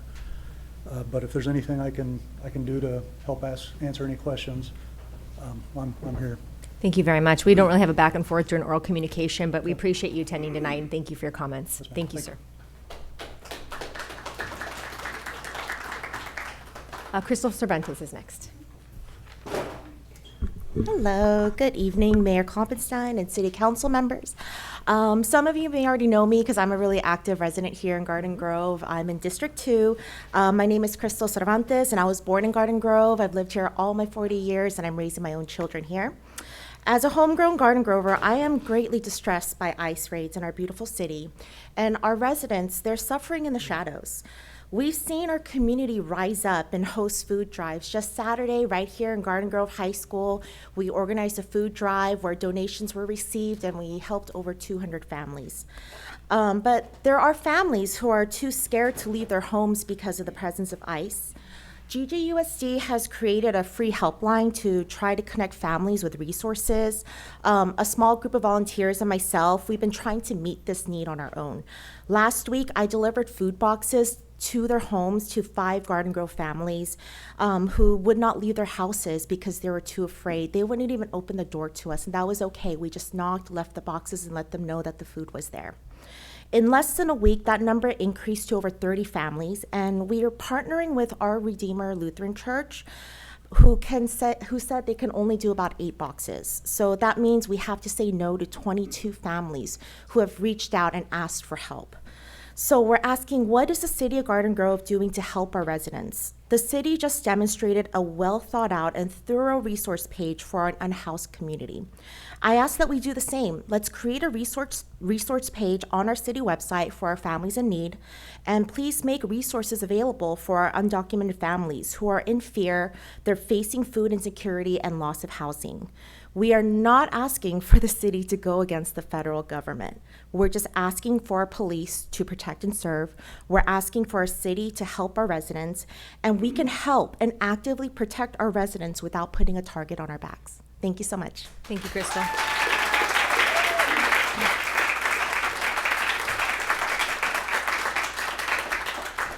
Sylvia Martinez.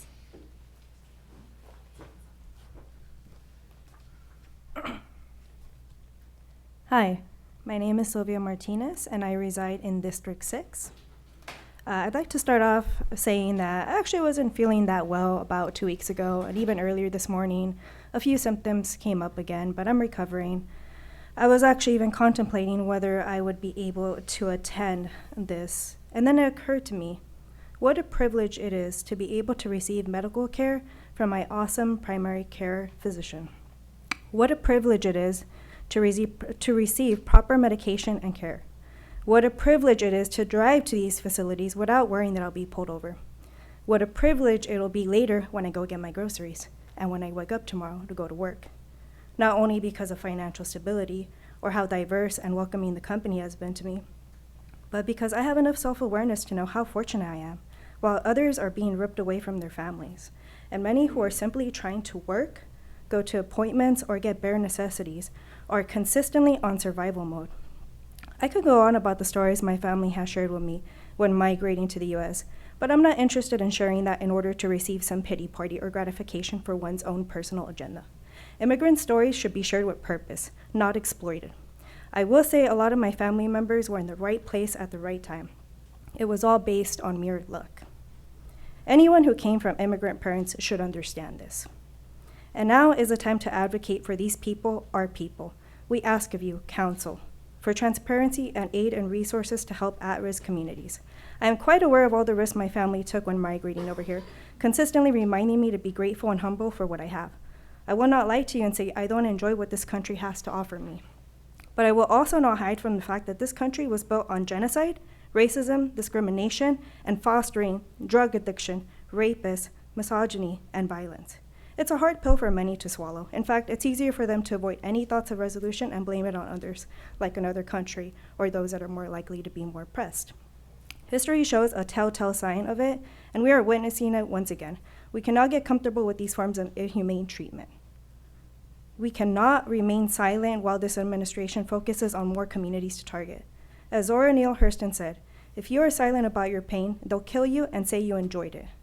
And for our ICE agents, the smug and egotistical bastards, we ask of you, Council, that they reveal their faces with every inch of pride they have for this country. Council, I hope I have made my points clear enough for you, and I can only have faith that you will take affirmative action on the situation. Regardless, the community is coming together and building, with or without you.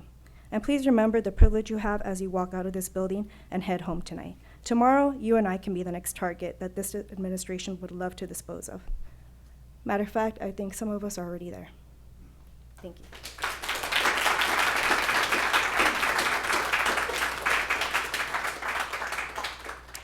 All right, my next three speakers will be Sky Cervantes, Claire Flores, and Michelle Salcedo.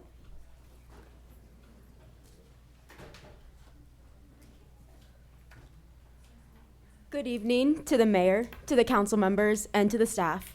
My name is Sky Cervantes, and I'm a part of Resident 2, and I've lived in Garden Grove my entire life.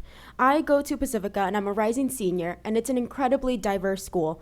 33% of us are Latino, 33% of us are Asian, and 33% of us are white, with the remaining 1% being of Indigenous and African American descent. I am proud to say that I am Asian and Hispanic. I am proud to be Korean and Mexican, but my question to you is Garden Grove proud of me? Because what I see are ICE agents terrorizing our communities, ripping apart families, and threatening our residents. Many of the people being kidnapped by ICE are Mexican immigrants who are far from the criminals that MAGA and Trump are painting them out to be. Not only this, but Asian American immigrants are also being targeted, such as what's happening in Little Saigon. Matter of fact, even legal citizens and people who are working towards their citizenship are being detained.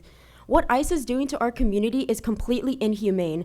These are hardworking people who are being taken away from their loved ones and kidnapped. These are innocent people that you guys are supposed to protect. Garden Grove should not be collaborating with ICE and should communicate this to its residents because we are here to demand transparency. How do we know that you won't go against us? How do we know you won't use your police force against us? How do we know that you won't betray us by supporting something like the horrific alligator Alcatraz that's opening in Florida? Your jobs are to ensure that our community is safe. What we demand is communication. Garden Grove should notify its residents when ICE is in our city because they threaten the safety of everybody, regardless of their citizenship. And now it's up to you because all eyes are on you, so make sure you're on the right side of history. And for those who are saying that these are illegal immigrants, that is such dehumanizing language. These are not criminals. Matter of fact, citizens are more likely to commit crimes than immigrants. And for those saying that we are going against the federal law, why don't you look at Trump, who is not listening to the Supreme Court? What about the January 6th rioters who attacked our Capitol? And what about the people who are being deported without due process? And people who are even trying to get their citizenship are still being detained. They're being detained at immigration court. This is inhumane, and I do not want my city to support this. Thank you for your time.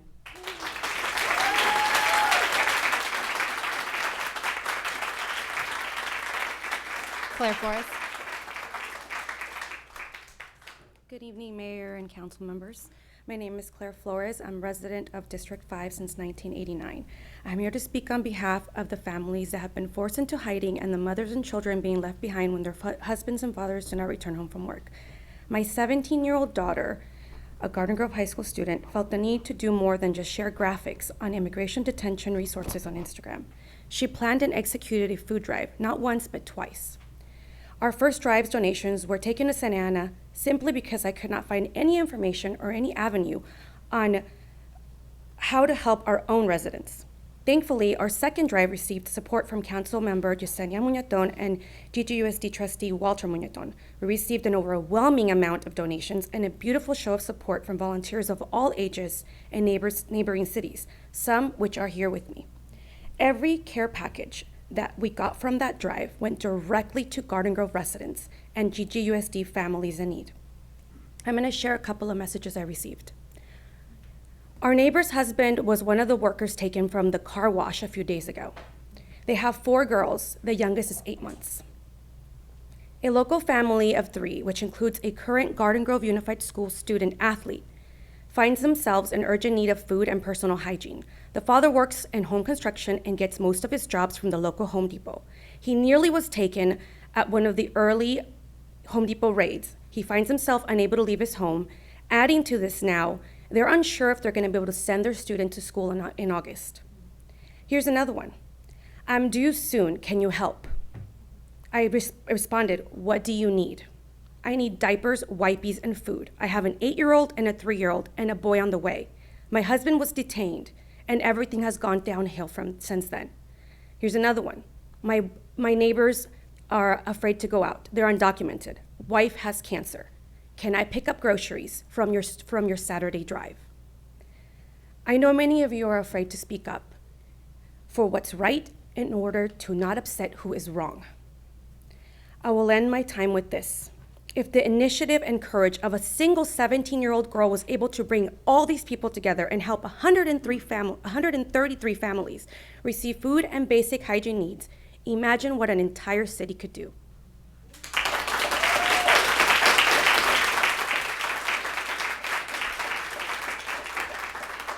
Michelle Salcedo. Hi, good evening, Mayor and council members. My name is Michelle Salcedo. I reside in District 4. I have been a Garden Grove resident. My parents moved around a lot when I was little, and then we transplanted to Garden Grove, and then as an adult, I did leave, go to Los Angeles, and I came back. LA is still my home, but another home became present as I decided to have my own family, and that was here in Garden Grove, so I came back home. Now my home is being threatened, and I wanted to share some statistics about our wonderful city known as Garden Grove, pulled from the United States Census Department.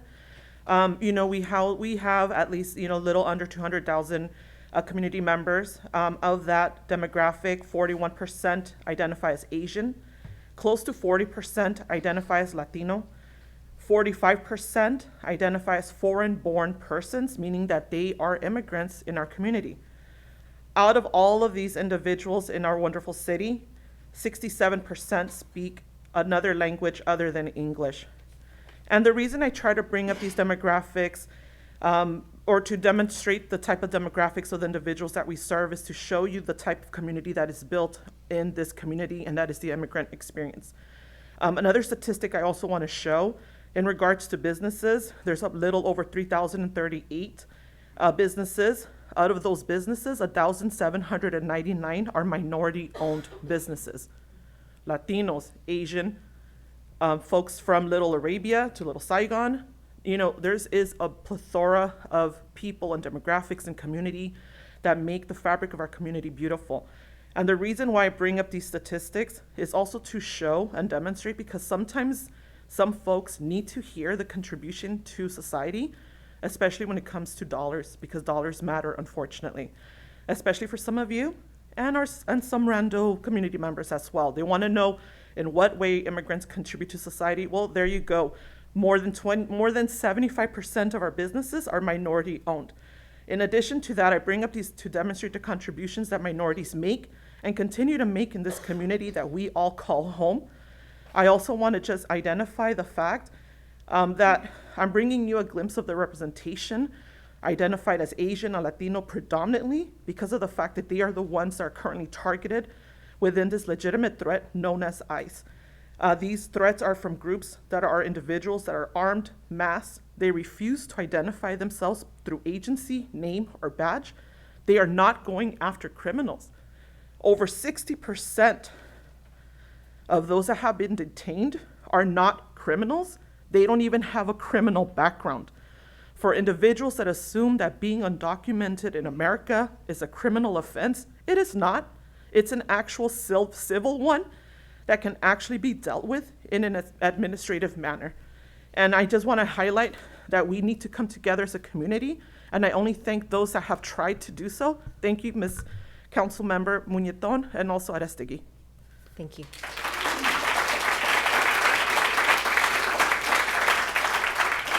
My next three will be Kyle Mason, followed by Mackenzie Duffy, and then Tim Fan.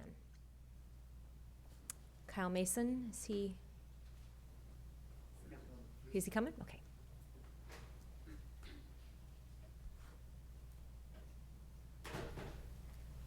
Good evening, Mayor and Councilman. I'm Kyle Mason, and I appreciate you hearing me out.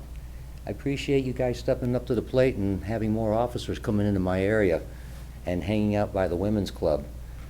But we still have a homeless problem. I talked to the chief about it and gave him a couple videos, and he saw the videos and he took the pictures of the license plate. Hopefully they're gonna get the one clown. They're doing a lot of drug dealing in the Walmart parking lot and things. So, and would appreciate if you guys would still bring a few more black and whites in our area. Other than that, you gotta do something about the fences. There's people down there. I got a video of a guy, he just crawled out of there. I asked him what he's doing. I'm down in the hole smoking dope. Video. I mean, what more does it take? You guys put fences all the other places. I've been asking 2 years. The one guy asked for 1.5 years, and you guys put fences over there on Newland and the Garden Grove area by the freeways, but you haven't done anything for the Walmart, and that's the other thing, Walmart security. You gotta get those guys over there and do something. They're dumping their black water in the parking lot. You gotta put a stop to this kind of stuff. Their security stops around midnight and doesn't come in until 1 o'clock in the afternoon. There's nobody there in the morning time. It's me out there chasing them, and I work out in Indio Hills sometimes and I'm gone a lot. But I'm gonna be in the area and I've got aluminum ball bat, and it's called The Solution. I have the solution to their problems, and I'm gonna start using it. I got a wrecking crew of 10 guys, and they're all begging me to go to work. So I'm asking you guys to get some of these homeless people out of this riverbed and out of the area of that mall and the women's club area where they're hanging out in the parking lot, and get the one cell phone tower taken out. And most of all, get the fences put up in the riverbed area, please. With the video I got, it's just unreal. I mean, I can't believe y'all ain't done anything about it yet. I've been asking for 2 years. This guy's asked for 1.5 years and he got fences. How come I don't? I'm white. Are you all prejudiced? And I want some fences put in. Please? I'll cut my minutes short. Thank you all. Mackenzie Duffy?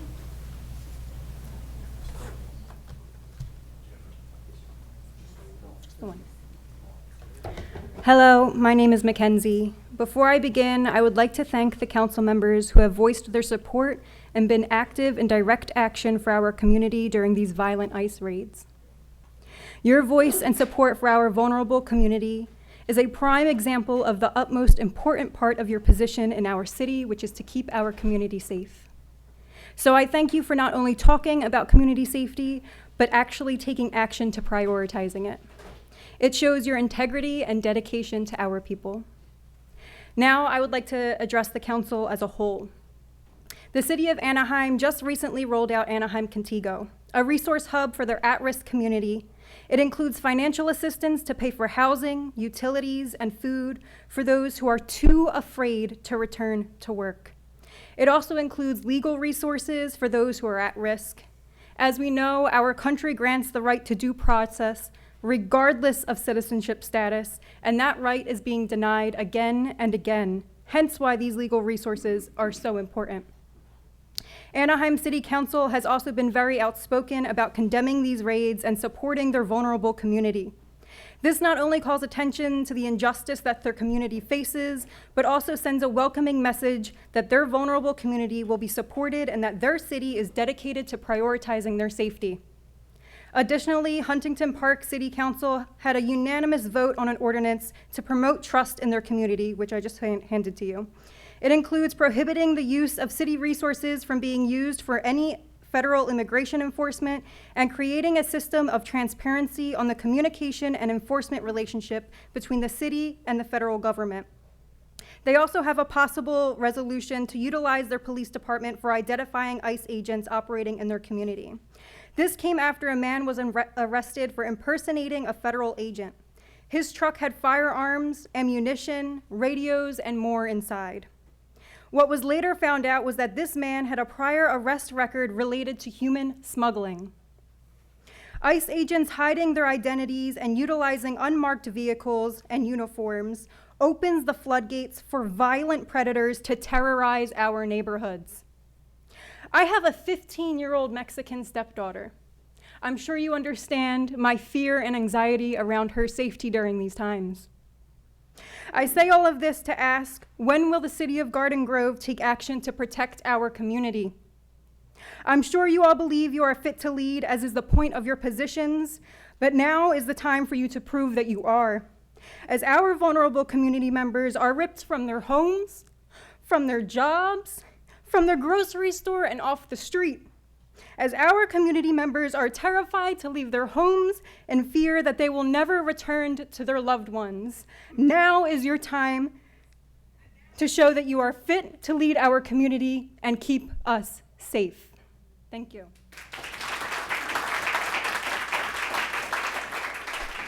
Tim Phan. Xin chào quý vị.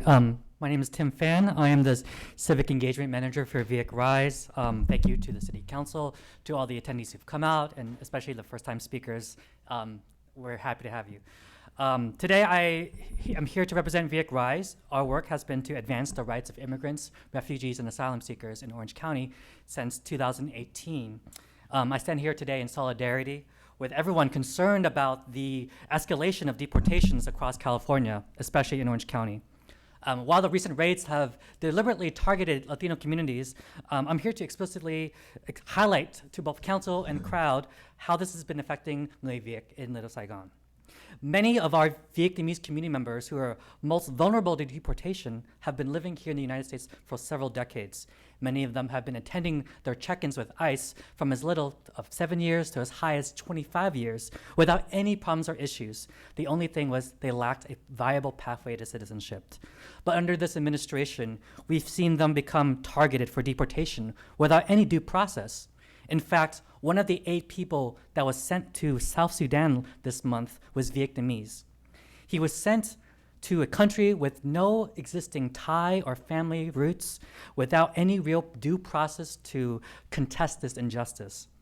Now, the erosion of due process has led to racial profiling, abuse, and dehumanization, in particular of our Latino neighbors, like the man violently tackled by a Border Patrol agent who was merely waiting at a bus stop down the street at Song He Market.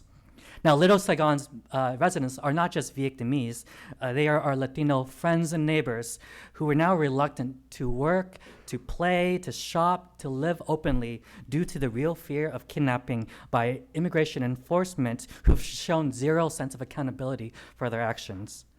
Now, I know for our Vietnamese community, this is an important year for us. It is the 50th anniversary of the end of the Vietnam War. And I cannot imagine what it means to lose your homeland twice in one lifetime. I only know that it is our responsibility as children of asylum seekers to protect those who have made the journey. The Garden Grove City Council here, with many Vietnamese faces around this dais, and represent such a powerful and important part of Little Saigon, we have such an important responsibility to these stories. And I close with the story of Vivian Doe. Vivian is a Garden Grove resident and a recent college graduate whose father was detained by ICE at the Atlanta facility on March 5th. He was detained for several weeks, and in the span of one day, he was sent to LAX and then eventually on a plane to Vietnam with no notice to his family or lawyers who were told they would have a chance for release. Please remember, even one person deported is a family ripped apart, a community shattered, another dream of redemption extinguished forever. I ask you to think of Vivian, to all our Vietnamese and Latino residents who are living in fear and uncertainty. Thank you very much.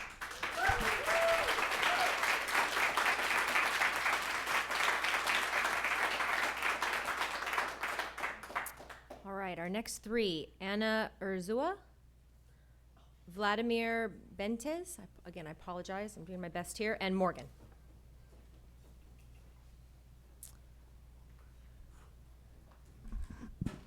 Good evening, Mayor and members of the council. My name is Ana Ursua. I am a graduate of Garden Grove High School and have recently returned to live in Garden Grove District 4. I came to express that I hope you feel as horrified as I that kidnappings are happening in this city because no one should be subjected to the terror and dehumanization that we are witnessing today. That it is happening to anyone at all is grounds enough to do something about it. By now you know that people are being abducted, ambushed, beaten, taken without a warrant and with no answers, often by masked people who do not identify themselves. Families later struggle to find their loved ones in detention databases. Some people we don't find information about at all. Can you imagine a toddler whose mom didn't come home? An infant who doesn't yet eat solids and needs to nurse? A father whose income the family depends on? My 4-year-old daughter calls the kidnappers the masked monsters. I've seen less families at the libraries and parks because families are on lockdown. This will have long-term implications on our local economy and our overall mental health. I ask, therefore, that the City of Garden Grove not collaborate with ICE. I ask that you send warnings to your residents of enforcement activity, that you provide emergency relief to impacted families, that you demand that no federal agents be masked, that ICE get the heck out of OC. I'm infuriated by the ignorance of people who claim that there are amnesties to take advantage of when there aren't clear pathways to citizenship for the majority of people, who think that federal dollars don't come from our dollars, that undocumented human beings, because no one is illegal, contribute $100 billion in taxes every year. I am heartened by the number of everyday people standing up for one another. My neighbor has offered her yard so that we can grow food for the block. My other neighbor swaps us lemongrass for the banana flowers from our trees.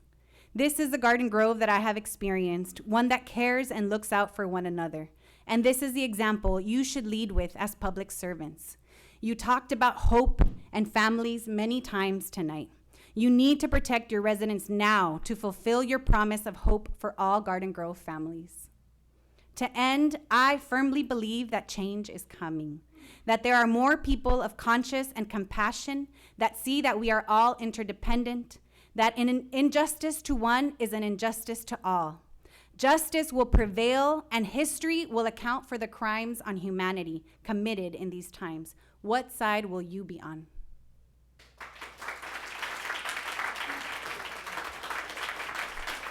Vladimir?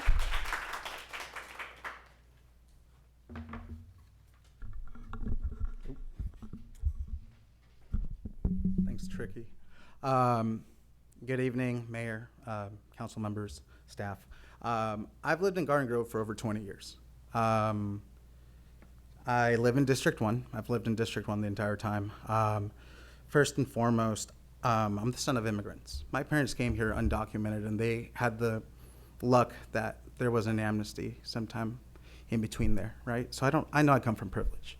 So when I hear people talking out of the side of their mouths about things that they don't know about, it's really hurtful. Here's the thing. I assume that the people that we all know I'm talking about probably consider themselves Christian, and I don't believe they are, because the Lord says love thy neighbor, and they're not loving their neighbor. And right now, our neighbors who are undocumented are living in fear. I'm in danger, but the upside I have is I'm born here. But right now what we're seeing everywhere is people are being hunted down in the streets by the way they look. You look foreign, boom, we're coming for you. There's no due process, there's no search and seizure. We're talking about following the law. That is the law of the land, the U.S. Constitution. But aside from that, our families that are the most vulnerable right now need to see that their city stands with them. I've been doing community work since I was a young adult here in the city of Garden Grove. I gave a lot of my time to the after-school programs here, so I know that the funding for our state's after-school programs come from the state. Very little from the federal government. Thank you, Arnold Schwarzenegger, for that. But at the end of the day, our neighbors need our help, And I've seen the great things that the youth have done here. Garden Grove High School, Santiago High School, getting their parents involved, but it's the youth leading it, and it really should be the adults stepping up right now. And we need resources for our people. No one should live in fear. No human is illegal. Everyone deserves to feel safe in their hometown. Garden Grove is not my hometown, but it has grown to be. I've met so many great people from Garden Grove who love this city, and they see what's going on, and it breaks their heart, it breaks my heart. At the end of the day, we're humans, and we need to treat each other like that, and we need to stand up for our most vulnerable. Thank you.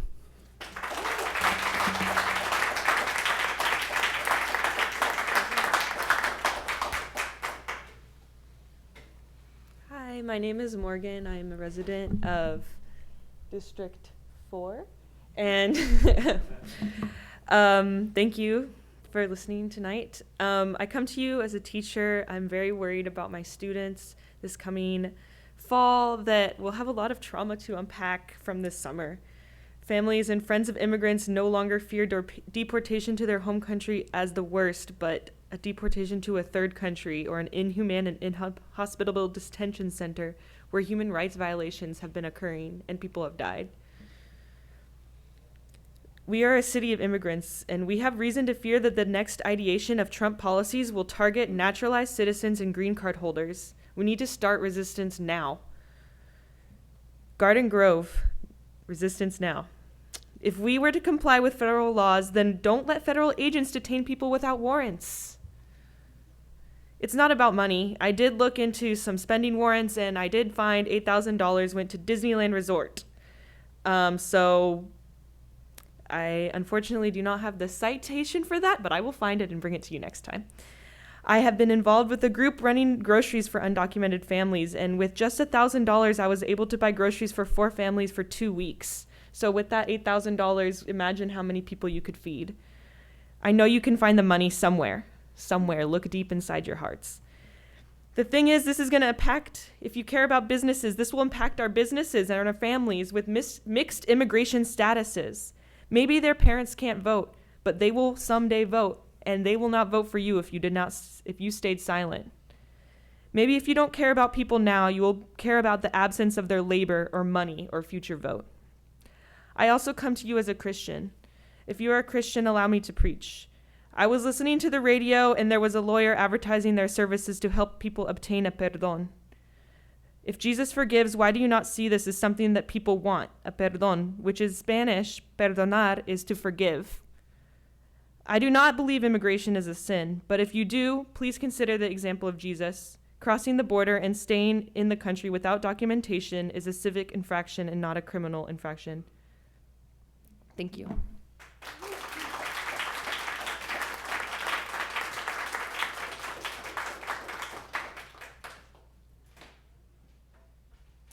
Our last 3 cards, Mike Gilliard, Joshua Ramos, and then Joe Nightingale.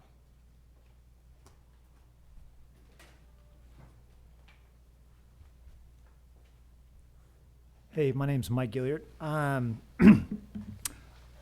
wanted to just start and say thank you for giving me this platform. Thank you for your time. And I wanted to commend all the brave people that came up here and shared their experiences, their views. All of that is valid, and I hope the message is clear tonight. You know, we started this meeting with a pledge to allegiance, right? And I believe that right now our country and for what it stands for is in peril. I believe in our country. I believe in everything that it stands for. I believe in the Fourth Amendment. I believe in habeas corpus. And right now, all of our rights are under attack, right? We have masked officials coming in to our homes, into our communities, right? And they're coming in, they're snatching people away, they're taking them without due process. That is, we all stand for the Constitution and all the things that we hold dear about this country. This is a country of immigrants. All of us are immigrants, one way or another. The only people that were here are the first people, which were the Native Americans. All of us are immigrants. I think you can all find it in your hearts to do something about this and try to make sure that our communities are safe. To the gentleman that was speaking earlier about federal funding, that's fear talking. I don't think any of us need to live in fear. I think all of us should take pride in our community, and I think all of us should take pride in what it stands for and what we can all do when we band together. If we live in fear and we create a community that lives in fear, it just breeds more fear, fear-mongering, and more problems. Nobody will want to be here, nobody will want to shop here, nobody will want to come out into our communities and be a part of the community. My wife and I, we have 2 kids, we planted roots here. We want to be here for the rest of our lives. We want this to be a safe community. We want it to be a community where people feel like they're protected by the officials that are elected to represent them. We want to make sure that everybody's voice is heard. Right now, it's not. Right now, we need transparency. We need you guys to act. We need you to find ways to act. We need you to find ways to help protect the people that live here. I want to leave you with a thought that a lot of people have talked about transparency, and right now I've seen a lot of government complacency. I want to remind you that your actions are what define you, right? And I hope you choose to live on the right side of history. Thanks for your time.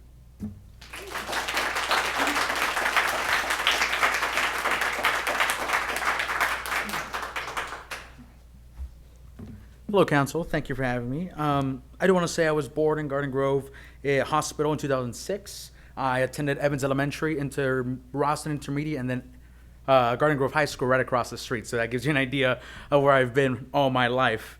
So I was taught from a young age by my Mexican grandmother, the most Mexican woman I've met, an immigrant as well, to love my country. She would say, ama tu país, because she didn't speak a lick of English. She said, love your country. Sadly, I have to admit that I have nothing to love right now. I admit that Garden Grove is a beautiful city, a city that I have loved and will continue to love for the entirety of my life. I was born here, hopefully I will die here too. But as many of us have shared today, the constant raids are terrorizing our beautiful community, especially the immigrant community in Southern California, which is massive and a true driving force behind the American spirit. To continue to remain silent on the issues that have been on all our minds, let that be the ICE raids, immigrant disappearances, and the destruction of the American creed, would be turning your backs on the people of Garden Grove, citizens or not. This council should uphold human decency for all. For the Statue of Liberty reads, "Give me your hungry, give me your poor, your huddled masses yearning to breathe free." This should be the way of this country and the way of Garden Grove. I am currently a second-year college student, a history major. And if history has taught me anything, it is that it will remember these very moments in our history. In the history of this country, you will be remembered. Whether you stood with the people of Garden Grove, with the immigrant community of California and of the country, or whether you stood with a tyrannical and villainous administration that currently governs. Now, I understand your power is limited, and I understand that maybe there's not much you can do. But please, if you can, I implore you, push for human decency, for humanity. Just a month ago, we saw the father of 3 United States Marines thrown and tackled on the floor. One of those Marines was an Afghanistan veteran. 2 others are active duty. If you're not going to stand up for immigrants, stand up for the armed forces of this country who fight to preserve the liberties that are being denied to their families. Please and thank you.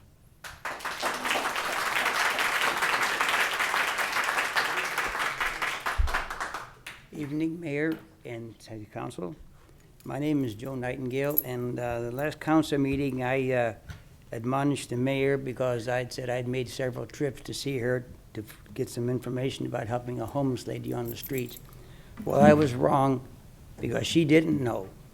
And to let people know, before I left the building that night, there was a man by the name of Tim Throne waiting for me out in the hallway to give me an appointment to meet him.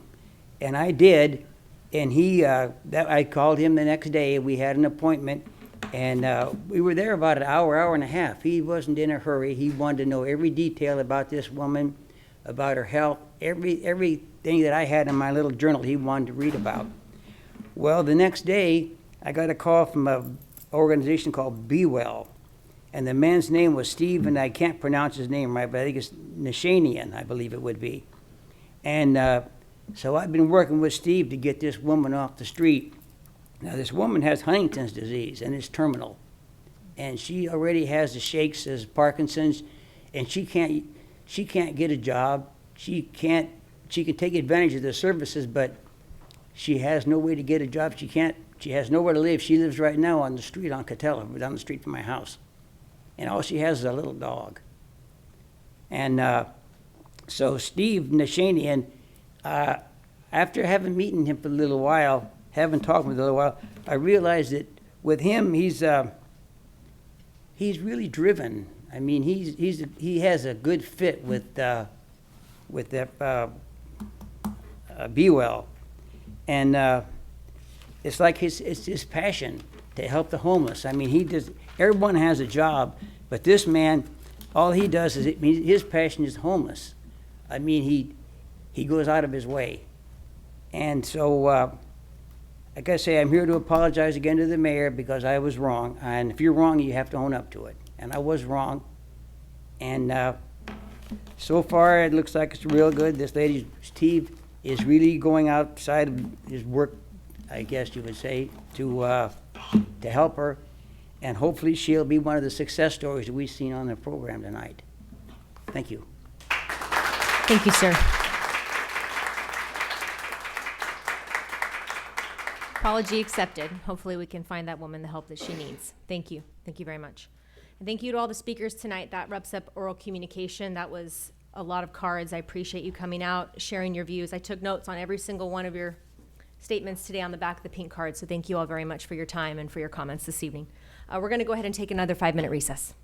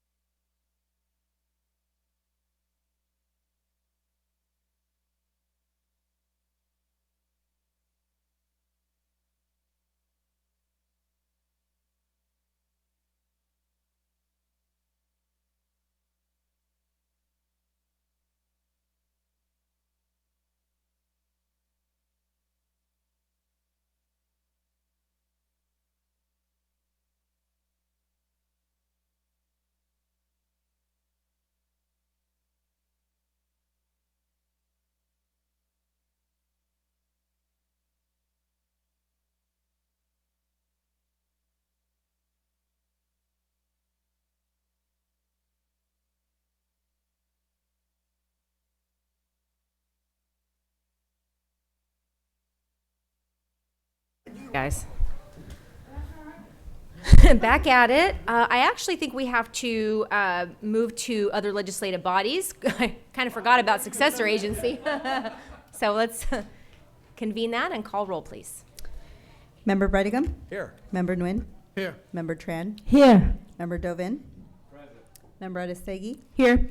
Vice Chair Muñedon? Here. And Chair Klopfenstein. Here. We held oral communication. Yes, we did. And so now we're moving on to our consent calendar, and we have received and filed the minutes from the meeting held on June 24th. I move. Second. Motion and a second. Call for the vote, please.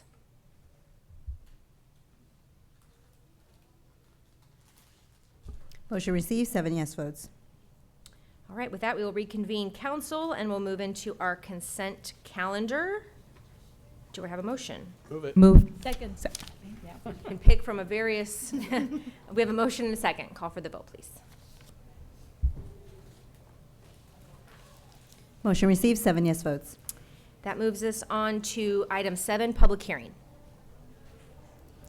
Yes, this evening we have a public hearing for introduction and first reading of ordinances approving zoning amendment numbers A-042-2025A and A-042-2025B to amend various provisions of Title IX land use and of the Garden Grove Municipal Code to comply and conform to changes in state and federal law and city policies, with the ordinances entitled, an ordinance of the City Council of the City of Garden Grove approving zoning amendment number A-042-2025A, a text amendment to Chapter 9.54 accessory dwelling units and junior accessory dwelling units of Title IX land use of the Garden Grove Municipal Code to comply with state law, and an ordinance entitled, an ordinance of the City Council of the City of Garden Grove approving zoning amendment number A-042-2025B, a text amendment to portions of chapters 9.04, 9.08, 9.12, 9.16, 9.18, 9.32,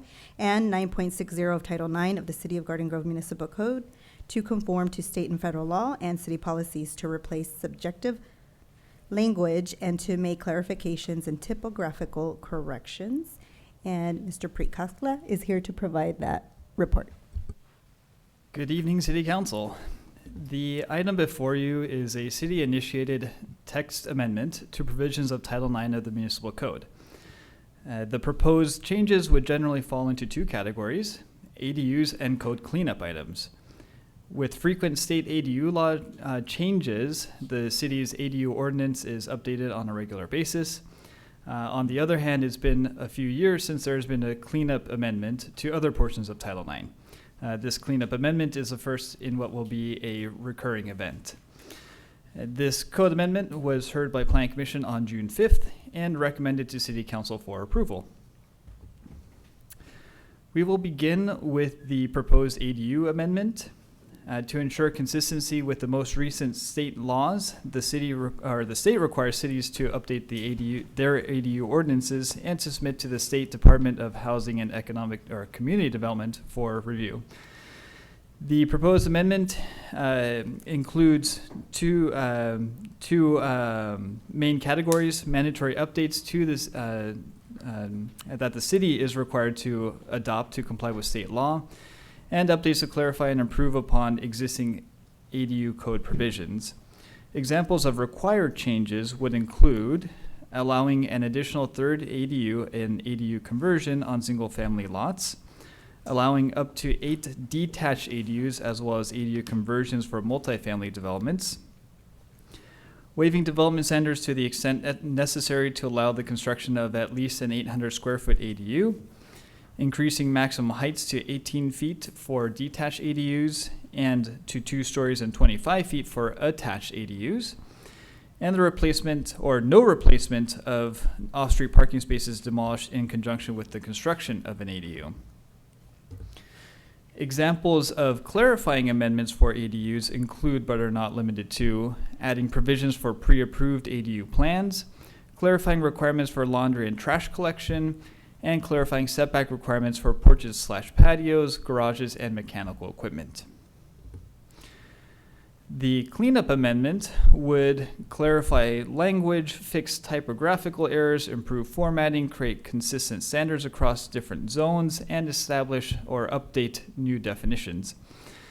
Examples of these changes would include allowing banks in the CC3 zone, update entitlement appeal provisions, mail public hearing notices to not only the property owners but to residential tenants, removing outdated orientation and access requirements for tattoo shops and arcade uses in mixed-use zones, removing minimum lot size requirements for religious uses, allowing fortune-telling uses by right in commercial and mixed-use zones in accordance with state law, adding quote-unquote thrift retail stores as a defined use and allowing them as by right uses in commercial and mixed-use zones as required by state law, establishing shared parking agreement procedures and standards for underutilized parking sites, and updating public noticing procedures for entitlement projects, including to address state law changes for noticing for amendments. With that said, staff recommends that the City Council take the following action: conduct a public hearing and adopt the ordinances that approve the amendments. This concludes staff's report, and we are available for any questions. Thank you for the report. So colleagues, before I open the public hearing, any questions of staff? Madam Mayor, in looking at this, are there any, and this is basically for the public record, are there anything contained in this ordinance that is not required by the state, or B, a cleanup, fix the typos, that kind of stuff? Is there anything else in this ordinance that is not state mandated or just to clean it up and that type of thing? Not necessarily. There are some things that we've in some way added to the code, but those are really established practices, different policies that the staff has already had regarding ADUs and these other provisions of the code. So those are now codified and added in basically to follow along with other policies that have already been established. Can you elaborate on some of those policies, please? Some of those would be, there isn't, for ADUs as an example, you can currently do a ADU conversion. We allow for porches and patios. In our current code, it specifies for new ADUs to do porch and patio up to 80 square feet. This now would codify a policy that we've had where we allow for conversions to also add a patio.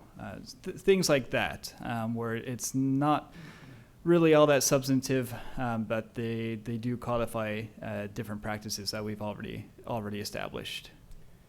Okay. For me, I get the constant complaining about the ADUs, and quite frankly, I think everyone here on the council gets, we're not happy with them, as generally speaking. What they're doing to our community is beyond repair. And with that being said, I don't feel it's appropriate to codify something into an ordinance that's not mandated by the state that might give the inference that maybe we're being supportive by not making them have a patio, or quite frankly, anything we can do to prevent people from wanting to build these things, we should be doing, in my opinion. They're not helping. They're becoming full market rental units. They're not helping our low, permanent supportive housing or any of that. They're not becoming low income property rentals for people. They're basically full market rentals, and they're destroying our community. No parking. We're building right up to the lot lines now. Increased height. All this stuff going on. So I would be against anything that adds any kind of codification of ordinance or law that isn't mandated by the state. And I'll leave it at that. All right, with that, I'm going to go ahead and open the public hearing. Is there anyone in the public wishing to speak on this item? All right, with that, we will close the public hearing, and I will open it up to any further discussion, comments, questions before we move on to a vote.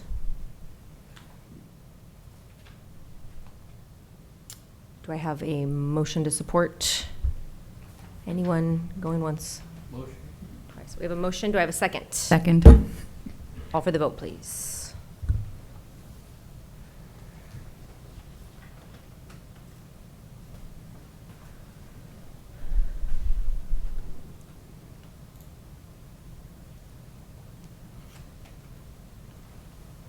Just a quick question for Pete.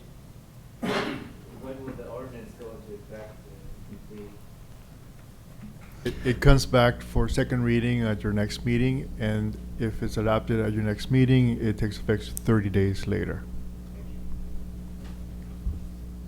Okay, motion received. We have 5 yes votes, and Councilmember Brightingham voting no, and Councilmember Tran absent. Thank you. With that, we will move into items for consideration. We have already voted on item number 8. We will move to item number 9. Item number 9 is an award of contracts to Kaiser Marston Associates, Inc. and Tierra West Advisors, Inc. to provide financial feasibility consulting services. And Mr. Timothy Throne is here to provide the report. Tim, before you begin, I know we had some, since it's getting late, before we have a staff report on this, I know we've all read through the staff report and so forth. Does anybody object to waiving that reading of the staff report and moving to a vote? I'll move that we Wait. waive it. Yep. So then at this point, I would need, if there's no other questions or comments, I would take a motion in a second, please. Second. Call for the vote, please. Easy for you.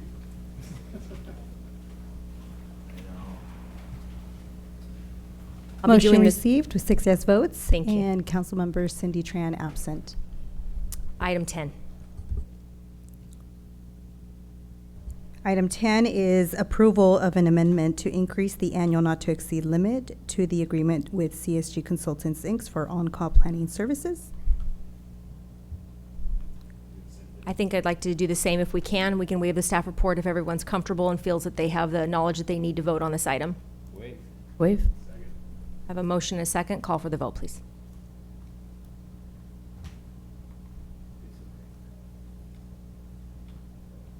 Motion received, 6 yes votes with Councilmember Tran absent. Very good. City Attorney, a bit of clarification on number 11. Since it is a first reading, do we need to have the staff report? We don't need to have any staff reports. We do need to read the title of the ordinance into the record, though. All right, Madam Clerk, please. This evening, we have the introduction and first reading of an ordinance amending chapters 8.47 of the Garden Grove Municipal Code pertaining to noise and construction hours, entitled An Ordinance of the City Council of the City of Garden Grove, amending section 8.47.060 of chapter 8.47 of Title 8 of the Garden Grove Municipal Code pertaining to permitted construction hours. Thank you very much. We're going to go ahead and waive the staff report on this item. As we have the past 2 items, I know myself personally, I'm in support of this. I think it's good for quality of life and just the betterment of construction. Yes. Quick comment, I'd like to go ahead and tell what those hours are so the public Yep, can hear. please. We're changing the construction hours from 7 a.m. to 7 p.m. Monday through Friday, and 9 a.m. and 6 p.m. on Saturdays.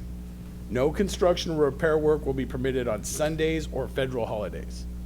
So I think the community would be very supportive of that. I agree. Is that a motion? And I'll make the motion. Do I have a second? Motion and a second. Call for the vote, please. Motion received, 6 yes votes with Councilmember Tran absent. That takes us to item 12.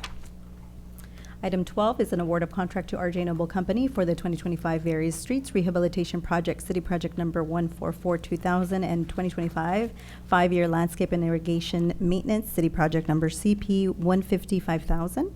Colleagues, are we comfortable with? Yeah, I'd like to just make another quick comment on that. I am, RJ Noble's been a really good company in the city of Garden Grove. They've been beyond reproach. We do have a small little incident going on currently.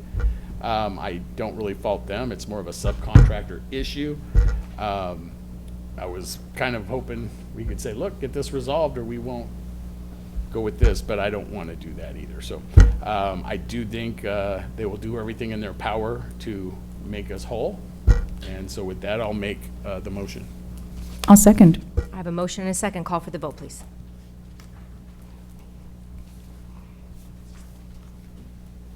Motion received, 6 yes vote with Councilmember Tran absent. Thank you, colleagues. We'll move into matters. Hopefully we can move through this as expeditiously as we have these other items. We'll start with District 6. Okay, so I'm going to go through logistics first and let everyone know that our District 6 Walk and Talk is back on calendar for Saturday, August 8th at 8 a.m. So I hope that you will be able to join us. Hopefully things will be a little bit more calm by then, and we won't have to postpone this again. First and foremost, in light of all of the activities that have been happening lately, I want to make sure that I highlight the effort that has been taking place in the community. And the one that I'm going to be highlighting in particular are the efforts of the Santiago High School Athletic Department, specifically Coach Carlos and Coach Eric from the boys soccer team and the girls soccer team respectively. Also teacher coach Miss Dune for helping us coordinate everything. And of course, our trustee Walter Muñetón and Councilmember Muñetón as well. The whole community came out, and it was so great to see all of the kids volunteering and helping put together the food packets. The Santiago team, they hosted a community food drive in an effort to provide some mutual aid for the families in the neighborhood. And they did serve over 100 families in the neighborhood, and it was just really heartwarming to see so many folks from the community come out and so many alumni that came and donated and also volunteered to deliver groceries for our residents. And it was really impactful just to see not only the amount of need that is in the community, but also how much the people in the community care for one another. And as these efforts continue, I hope to keep you guys informed as well. The team is organizing a fundraiser to help towards efforts in the next drive. So please be on the lookout for that information. You can find that on our social medias. We had a lot of speakers come today, and I want to thank everyone that came today. So many people in our community are directly affected by this issue. And I'm heartened to see also so many people in the community who are demonstrating allyship by coming and speaking on behalf of the people who maybe feel like they're scared and they're living in fear and they can't come out and say these things themselves. I'm scared myself. I'm scared for my family and my friends. We've been checking in with each other. Checking in with our residents and our business owners to make sure that folks are feeling better. And as we go forward, I really want to make sure that we address constituents' concerns responsibly, to make sure that we're properly informing our residents, and that we're really honest about what is within our capacity to accomplish, and what's doable for us as a city, and for us as well outside of being on this dais. I'm not one to foment the flames of false hope or want to mislead the community by proposing things without doing my proper research first. I think that that's irresponsible and negligent.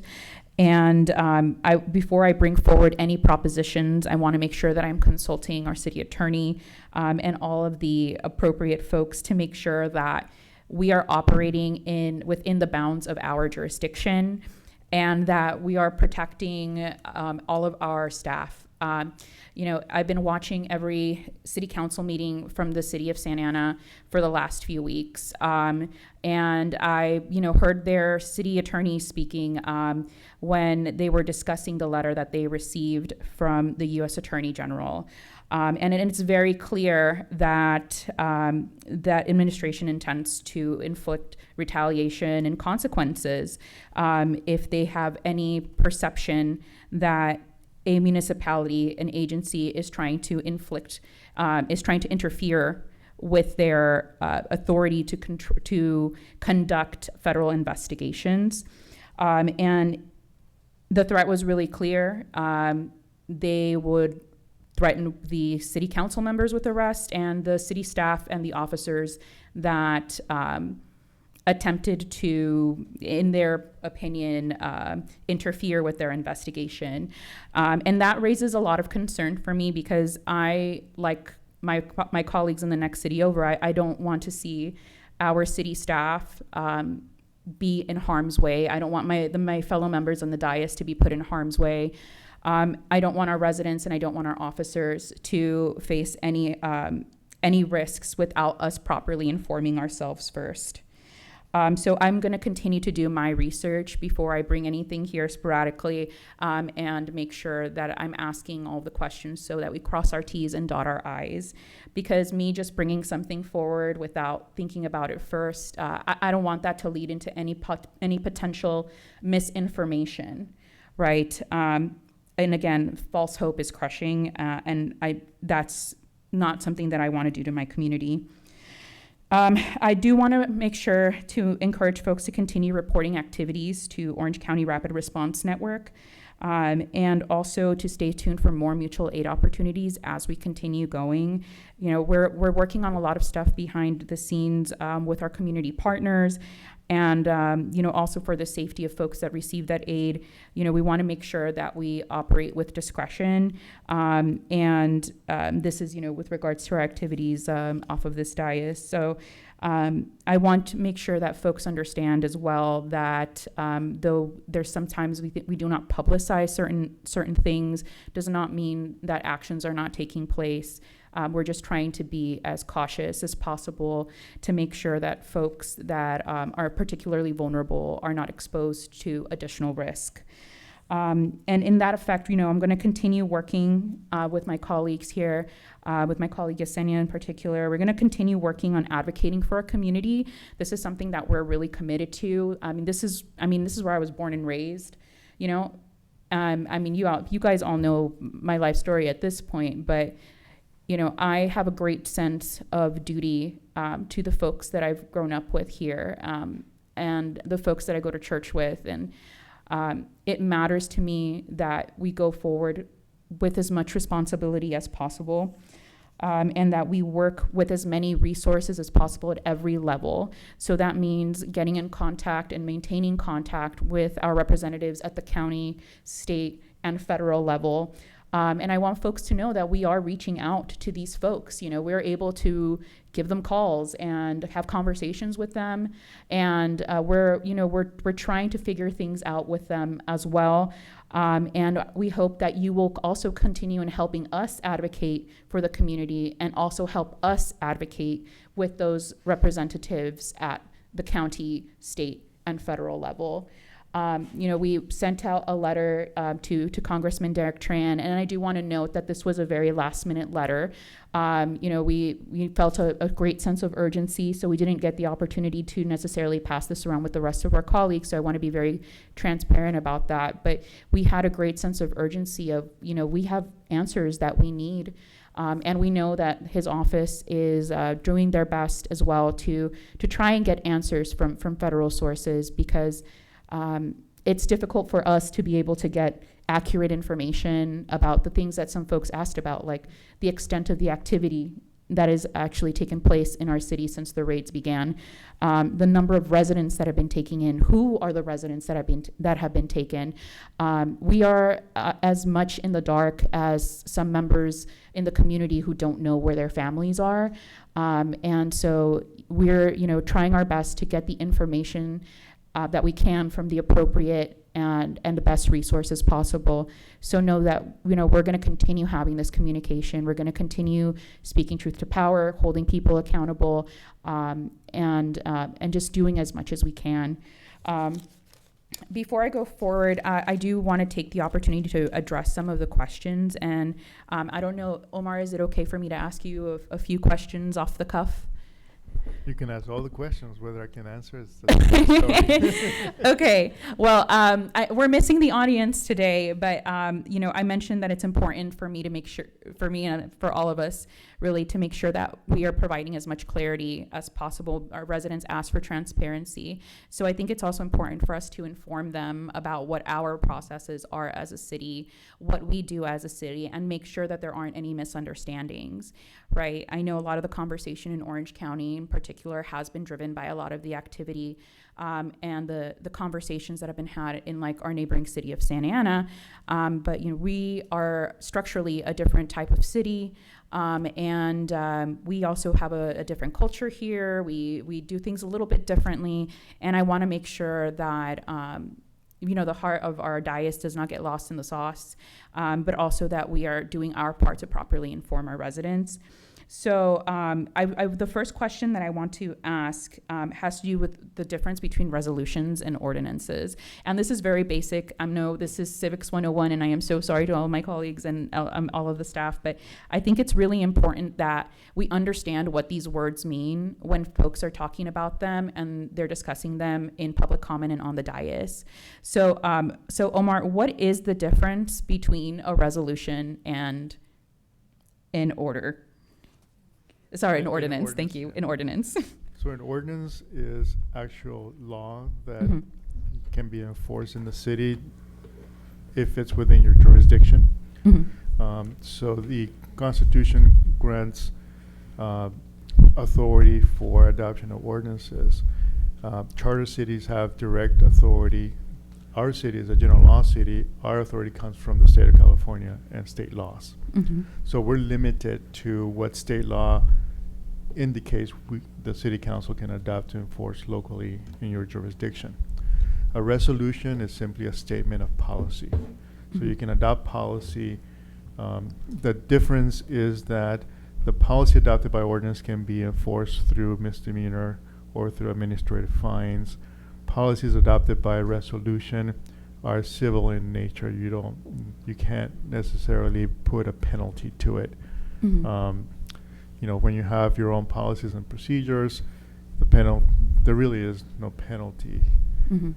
You're just adopting a statement. This is our policy, procedures. If you want to enforce a law, then you have to do it by ordinance. And to give you an indication of what we have to do in order to adopt an ordinance, a resolution you can just put on the agenda, adopt it, it's done. An ordinance requires 2 readings. You have to make an introduction, and then you have to allow 5 days in between to do a second reading and then adoption, and then it's not effective until 30 days later. Because an ordinance is subject to referendum, it's law, it's legislation. And ultimately the people keep the right on the California Constitution to either contest and overturn the policy. I mean, the state of California, they can adopt an ordinance or a law, and it's subject to referendum. The people can collect signatures. If enough signatures are collected, then it goes on the ballot, and then the people can overturn what the state legislature does. Same thing for city council, and that 30-day period is a referendum period. It's also a challenge period. Because if your ordinance is not compliant with state law or the Constitution, then it can be challenged in court, and that's a 30-day statute of limitations for that. Some other ordinances have a 90-day statute of limitations, and that's for land use ordinances. For example, the 2 ordinances you adopted today, actually the 3 ordinances you adopted today are subject to a 90-day statute of limitations. Even though they take effect 30 days after a second reading, someone can challenge them up to 90 days. So that's the difference between both, and I can give you a lot more information about that. Oh, you know that I love asking you questions, Omar, but I really want to make sure, and I really appreciate that you mentioned in your explanation the distinction in that we are a general law city, because that means that we are bound to California law. And so when there's resolutions or ordinances that are floating around in other cities, it's important that we're mindful of what it is that we can actually accomplish within the bounds of the jurisdiction of the law for us. And, folks have brought up things like the Huntington Park Ordinance and the Huntington Park Resolution, the ordinance being an ordinance to declare Huntington Park a sanctuary city, and the Huntington Park Resolution having to do with the masking of officers.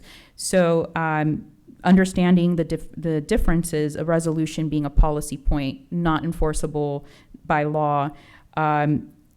This is I'm putting you I'm really throwing you into the deep end right now, Omar. But are you aware of any ordinances from any cities in California that would preempt federal law with regards to something like this? No, not even the state can preempt federal law. I mean, the governor has control over the National Guard and cannot get, the federal government to give him power to control the National Guard. If the governor doesn't have the power, how can any of you or, any local jurisdiction have that power? So if we requested to put forth an ordinance for something like requesting the unmasking of officers of all different levels in our city, that would be preempted by federal law. Yeah, federal law is paramount. Okay. So sorry, Omar. Again, more questions. So knowing that we are a general law city and understanding that we are bound to state law, there are bills out there like the No Secret Police Act, which is going through the process in the legislature, that which would tackle some of these issues with regards to masked and unmasked officers, with certain exceptions, of course. But should the No Secret Police Act pass at the legislature, would then our officers in Garden Grove be bound to the rules of such act? Well, there's already laws in the penal code that governs how our officers operate. For example, state law requires our officers to have a name tag and a number, and you can see them. Yep. It's illegal for them to try to enforce the law without those.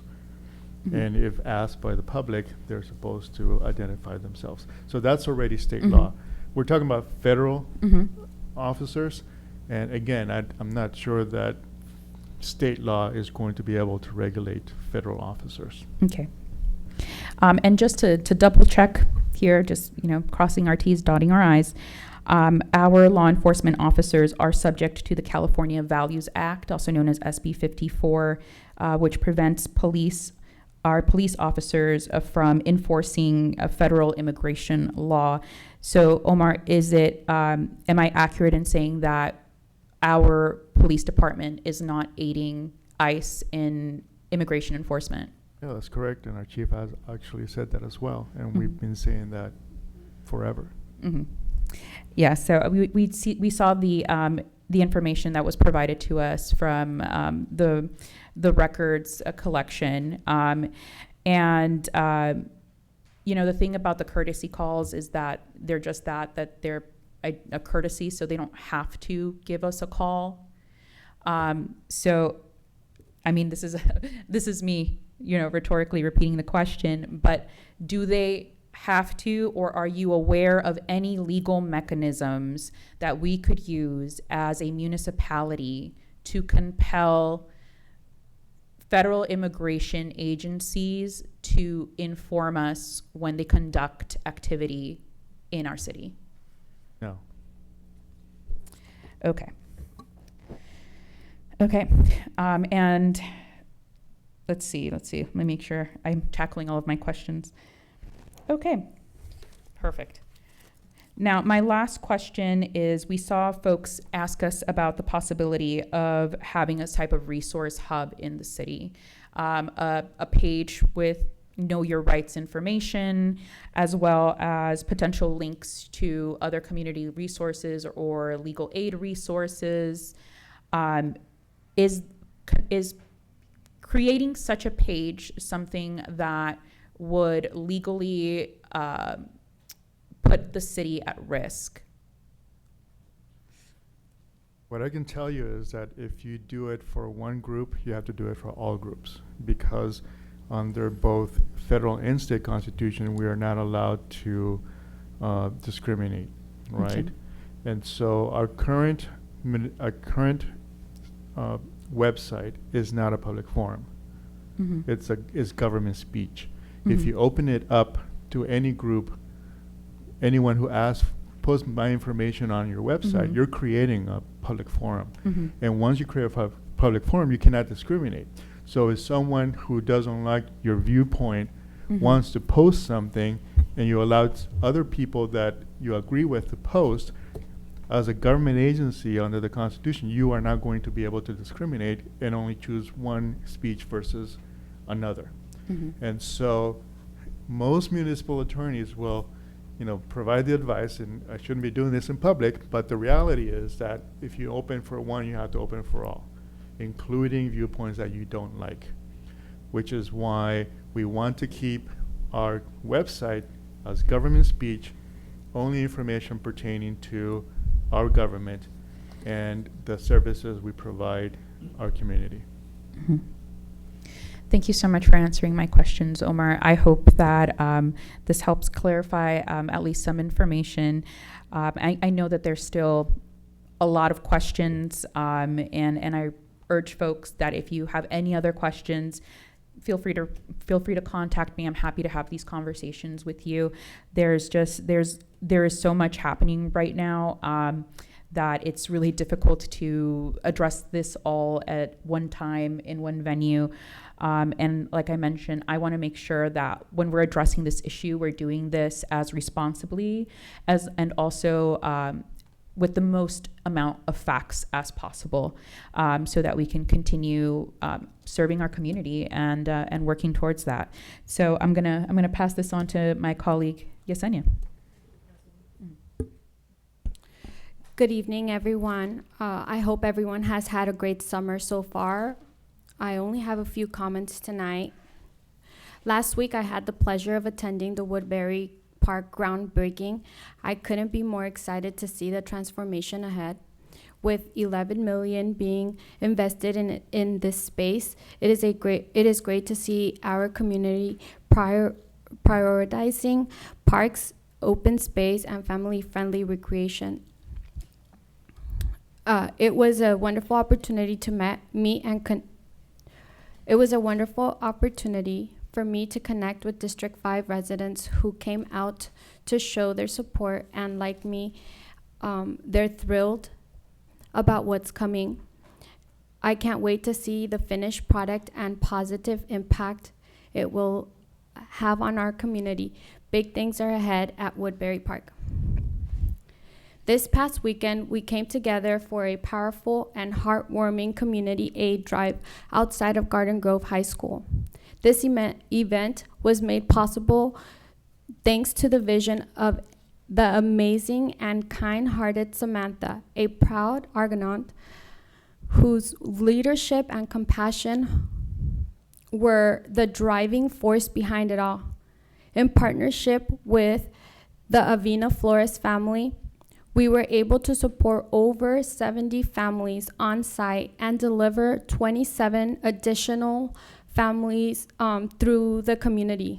Huge kudos to our dedicated Garden Grove moms and students and local residents who stepped in to volunteer and to donate.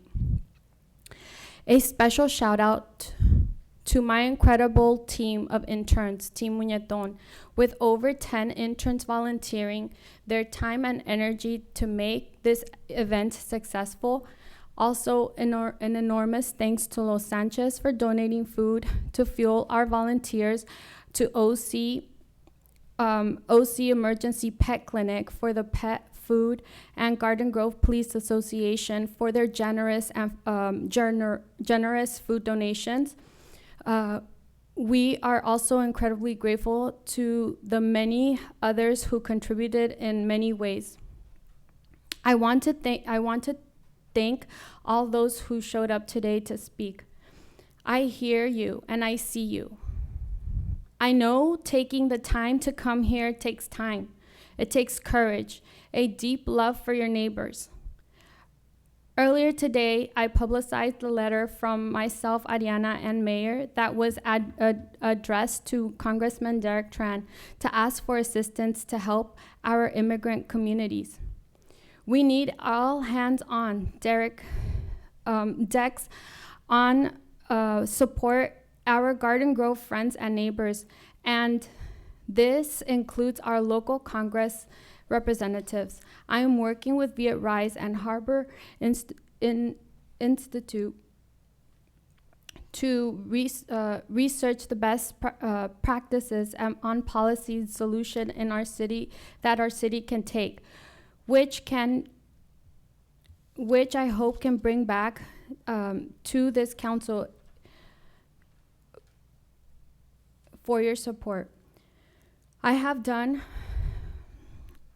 and continue to do what I can in my position, as folks have seen, but major policy decisions or direct actions would require a council majority.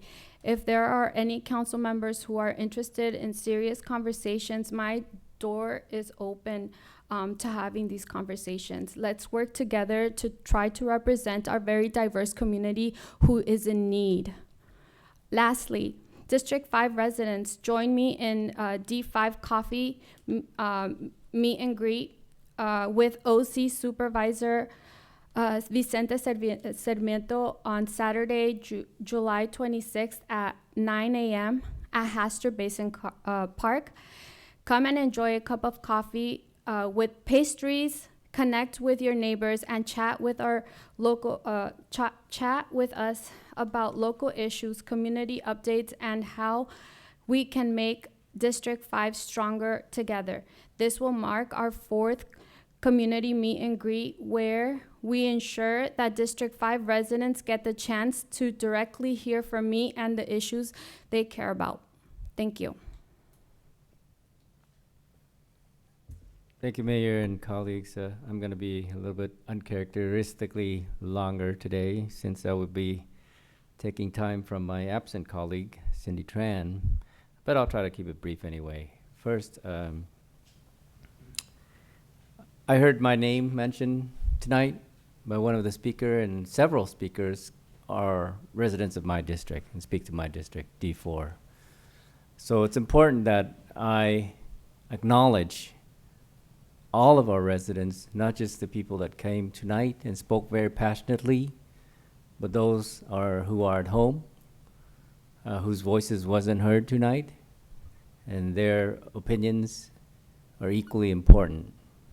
So I ask for a civil discourse, civil dialogue, where we spend the time we need to hear each other out and be fair to each other. So when I hear repeatedly, are you going to be on the right side of history? Well, Joe Dovin wants to be on the left side of history too. I'm a centrist. I will hear all sides. And for those who don't know my background, more than 30 years ago, I worked for the Northwest Immigrant Rights Project in Seattle, Washington. I'm an advocate for immigrants. I am an immigrant. I am opposed to criminalizing immigrants. I'm opposed to criminalizing immigration. But I'm for removal of criminal felons from our communities. There's a difference. Now, I've heard a lot of incidents about MacArthur Park, about Los Angeles, about Santa Ana, about other cities around the country. I have to focus on Garden Grove and what we can do here. And we can do a lot here. And we've done a few things, and yes, we can do more. I am supportive of the letter that our mayor and our two fine colleagues put out. 99%. 1% I hold in reserve, and I can't remember why. But I am behind it, 99%. And I hope you guys continue to act with urgency. You don't need me to sign on to it, but I'm orally signing on to it tonight, with a caveat that we should have a more inclusive discussion, groupthink. I'm all for groupthink. I would like our police department to brief us on policy and position. Our hands are not tied. We are limited. We are general law. I'm not a practicing lawyer like Omar, but I do have a Juris Doctorate, And my legal training tells me that you have to deliberate on the evidence. And we heard a lot of evidence tonight, and I want to hear more, but we're going to deliberate.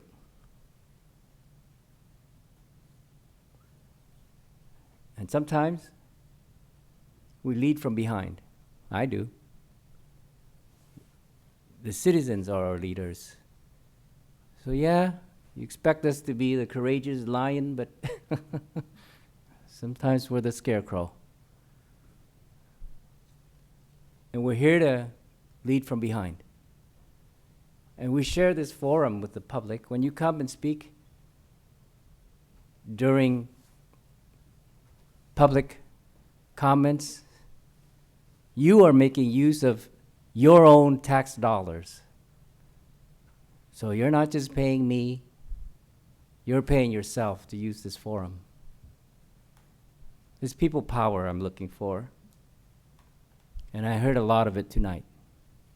You, the people, empower us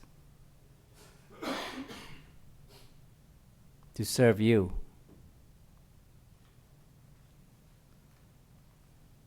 So I repeat what my colleagues say. That is, we thank you for coming and for showing us your courage, your passion, and your leadership.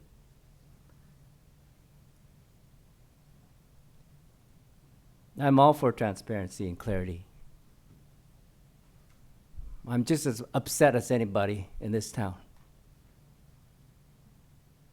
I hear my own people from my own community, of my own background, and the others who I've grown up in and around Garden Grove and Orange County.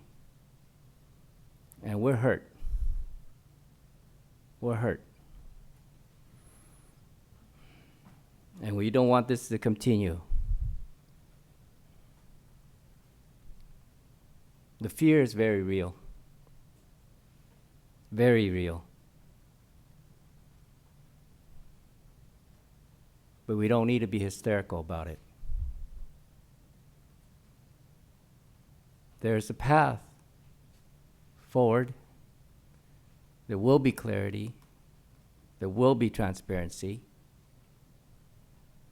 We're not taking this laying down. But we have to respect the law of the land.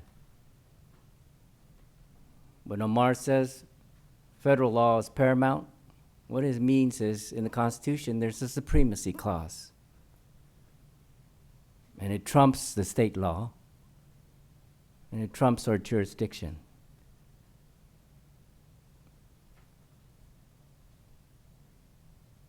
We have to follow the dictates of our state. We're a general law city. We can't issue ordinances that is in conflict with our state and government authorities at the federal level, but we can issue resolutions. That's certainly within our power, and we will do that. I encourage my mayor and our colleagues, let's sit down. Let's write it up. Let's all sign on to it.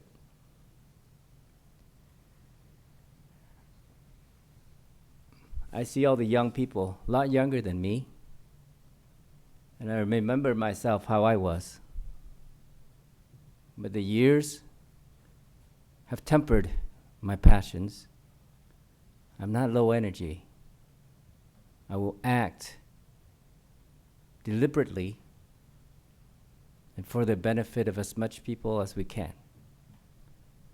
So I'm against extremism, whether it's from the left or from the right. And I will push back against any and all extremist tendencies. I will not be paralyzed by fear. And I'm telling our people tonight, need not fear. You don't need to be afraid. I've seen how fear has paralyzed us. I go to the swap meet in Golden West. It's half empty because the vendors are afraid. The people who I shop with every weekend are afraid to be in public. The nail salons who support our economy locally and beyond tells me their shops are absent of customers who don't come in. They're fearful. And I'm telling people, we don't need to be paralyzed by fear.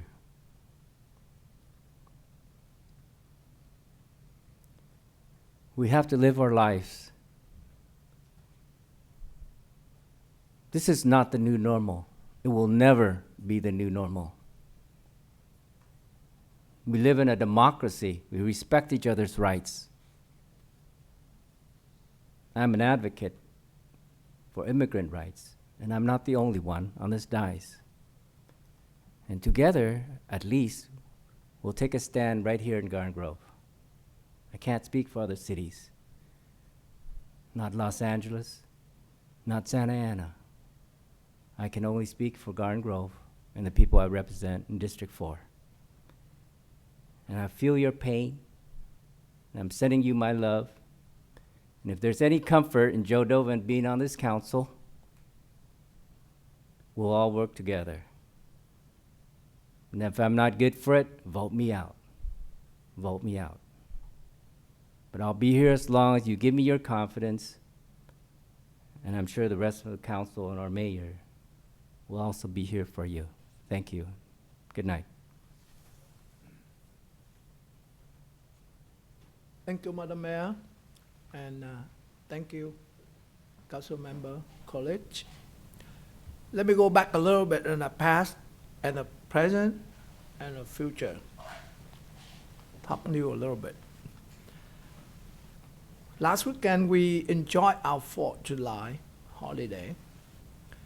On holiday that we all unite with family, enjoy, and with all that celebration, we have to remember our privilege.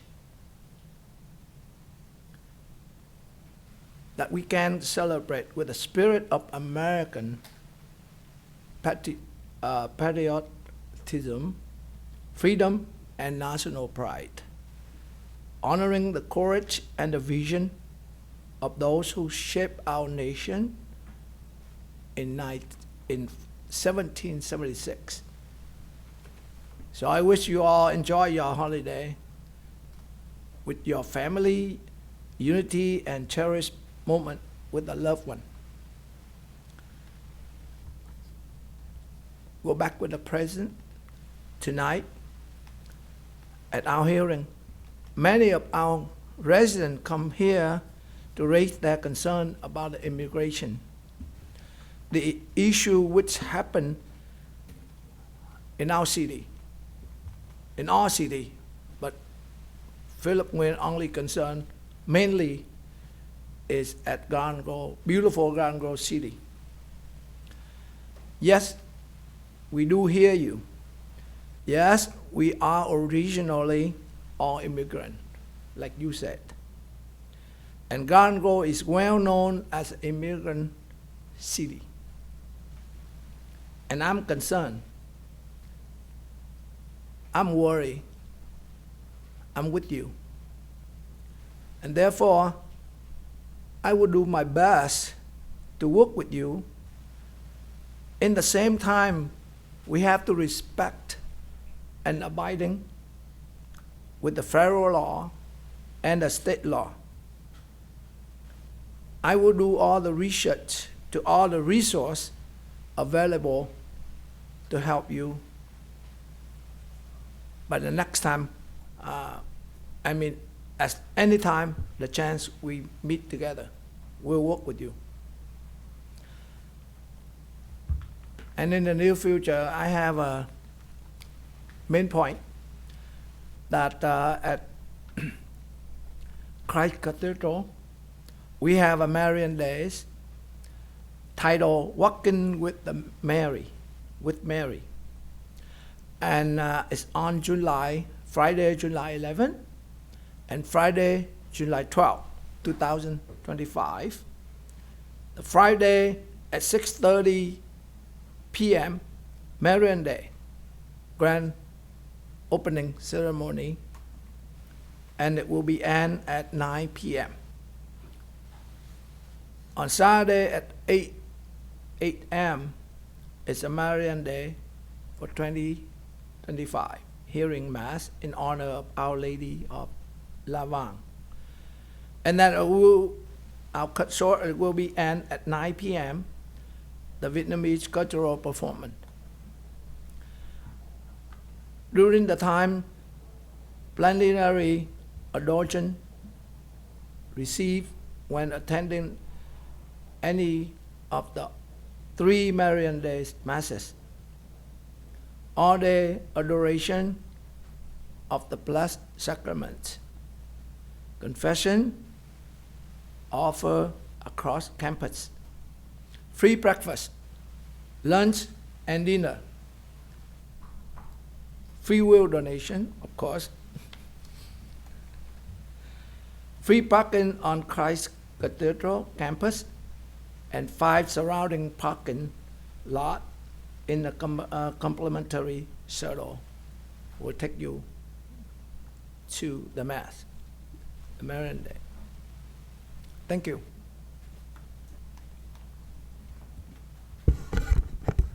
Well, I too want to thank everybody that came out to speak tonight, no matter what side of that immigration issue you're on. That's what representative democracy is all about. We want to hear it. We want to know your thoughts, your views, and we can make more informed decisions. There was a couple misnomers during that time that I kind of want to clear, and I want to give kudos to Ariana for asking those hard questions. I mean, that's something that I was hoping when we had the crowd here that we could let them know that, you know, Yeah. we are limited. We're not a charter city. We're a general law city. So some of those other cities that are able to do some things, we don't necessarily have that standing to do those things. And but I'd heard one woman come up and she was waving her, she had a list of notifications that I supposedly gave Garden Grove PD. And I've talked to, and we have never gotten any notifications, right? And then it hit me. I was watching a show the other day, and they were talking about they were receiving the notifications after ICE hits the locations. So the police department will know because they get these calls. Oh, there's somebody been kidnapped and this and that. So after they leave, they will sometimes make notifications to the police department, and they do that for just so the PD as a courtesy would know that it was us, or also to avoid if they pre-notified, some council members or some staffers might compromise their investigation. So I think that's why if they did notify, and I don't know that they did or didn't, I tend to believe the officers I've spoken to that they've never heard anything, and not in advance anyway. They might get the notification after the fact, and so I just want to kind of clear that up. Just because you get a Freedom of Information Act request and it shows ICE called the PD 13 times, that doesn't necessarily mean it happened before the event. It might have happened after as a courtesy type call. There was some people that said that, you know, everyone on this dais has been very vocal. Everybody has spoken on the issue. And so I think it's quite clear. And so I'm really glad that Ariana spent the time to ask those questions of our city attorney, and to get that clarification out so the general public will know. Your best venue for those kind of changes you're seeking isn't with the council, but it's actually probably with your state or federal officials that can actually have standing to do stuff about what you're doing. Although the grassroots efforts that are going on, you gotta praise these folks that are doing. They're living up to their beliefs. They're doing what they believe is right, and they're putting in the work, and they're helping folks as needed. And I know some of us have got social media links and stuff like that up, and you know, you're living by your convictions, and that's a good thing. Another thing, I got a post here, and let me see if I can pull this up real shortly. So, you know, we had this travesty in Texas with the flood.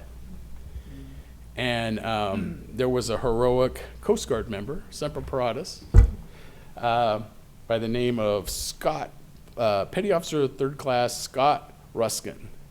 And then I got a follow-up text talking about they believe he is a Garden Grove resident. And so he saved the lives of 169 people during the Central Texas floods on July 7th. And now I haven't verified that yet, so take that with a grain of salt. So I'm still looking into that. But I just want to give kudos, even if he isn't a Garden Grove resident, to Petty Officer Scott Ruskin, who really went above and beyond. This was his very first mission, 19 years old. He led the triage coordination for most of the operation, helped direct victims, including girls from the Camp Mystic, to rescue helicopters. That in addition to the 169 people that he personally rescued during that operation. So I think he had a pretty successful first mission. Yeah. I think OCFA might want to try to hire him, you know. Garden Grove PD will, I know. Anyway, if I find out, digging into if he came out of Garden Grove, I will definitely share that, and maybe we can honor him here at the council. And that's all I have. Good information. Thank you very much. Well, I want to start by thanking my colleagues. I appreciate your measured voices this evening. I appreciate you sharing your thoughts. And Ariana, I also appreciate the questions asked. You were able to put that together very concisely, and I wish there was more of the public here to hear it, but obviously they can check back in and listen, because I think it's important that we do this. 40 pink cards is a lot, I think, was about where we were at this evening.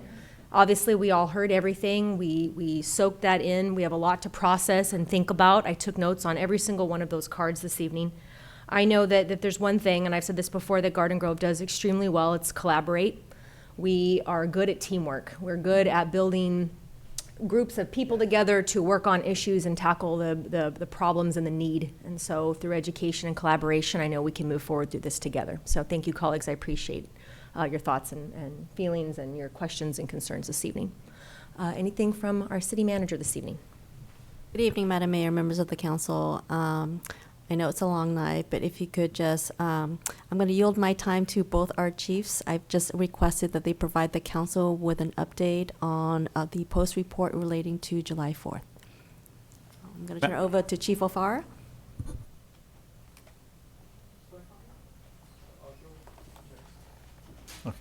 Madam Mayor, Council, thank you for being with us this evening. I'll give you a quick and positive report about our fireworks detail. Just so you know, Garden Grove PD deployed, in addition to our normal patrol resources on the weekend, 2 sergeants, 26 officers. They were deployed early in the city, specifically on the west end, early on, because that's where a bulk of our block parties were. And we had no incidents of water balloon issues over there. And as far as the fireworks detail, nothing significant happened. We did issue 33 administrative citations for illegal fireworks, and we saw significant let up of those activities around 11 p.m. And so all in all, we had a successful 4th of July in our community. I will say my heart and our prayers, and I speak on behalf of everyone in Garden Grove PD, go out to the family who lost their little girl in Buena Park due to the use of illegal fireworks, and we wish them all the best and healing during this tragic time for them. Thank you. I'll pass on to my colleague, Chief Covey.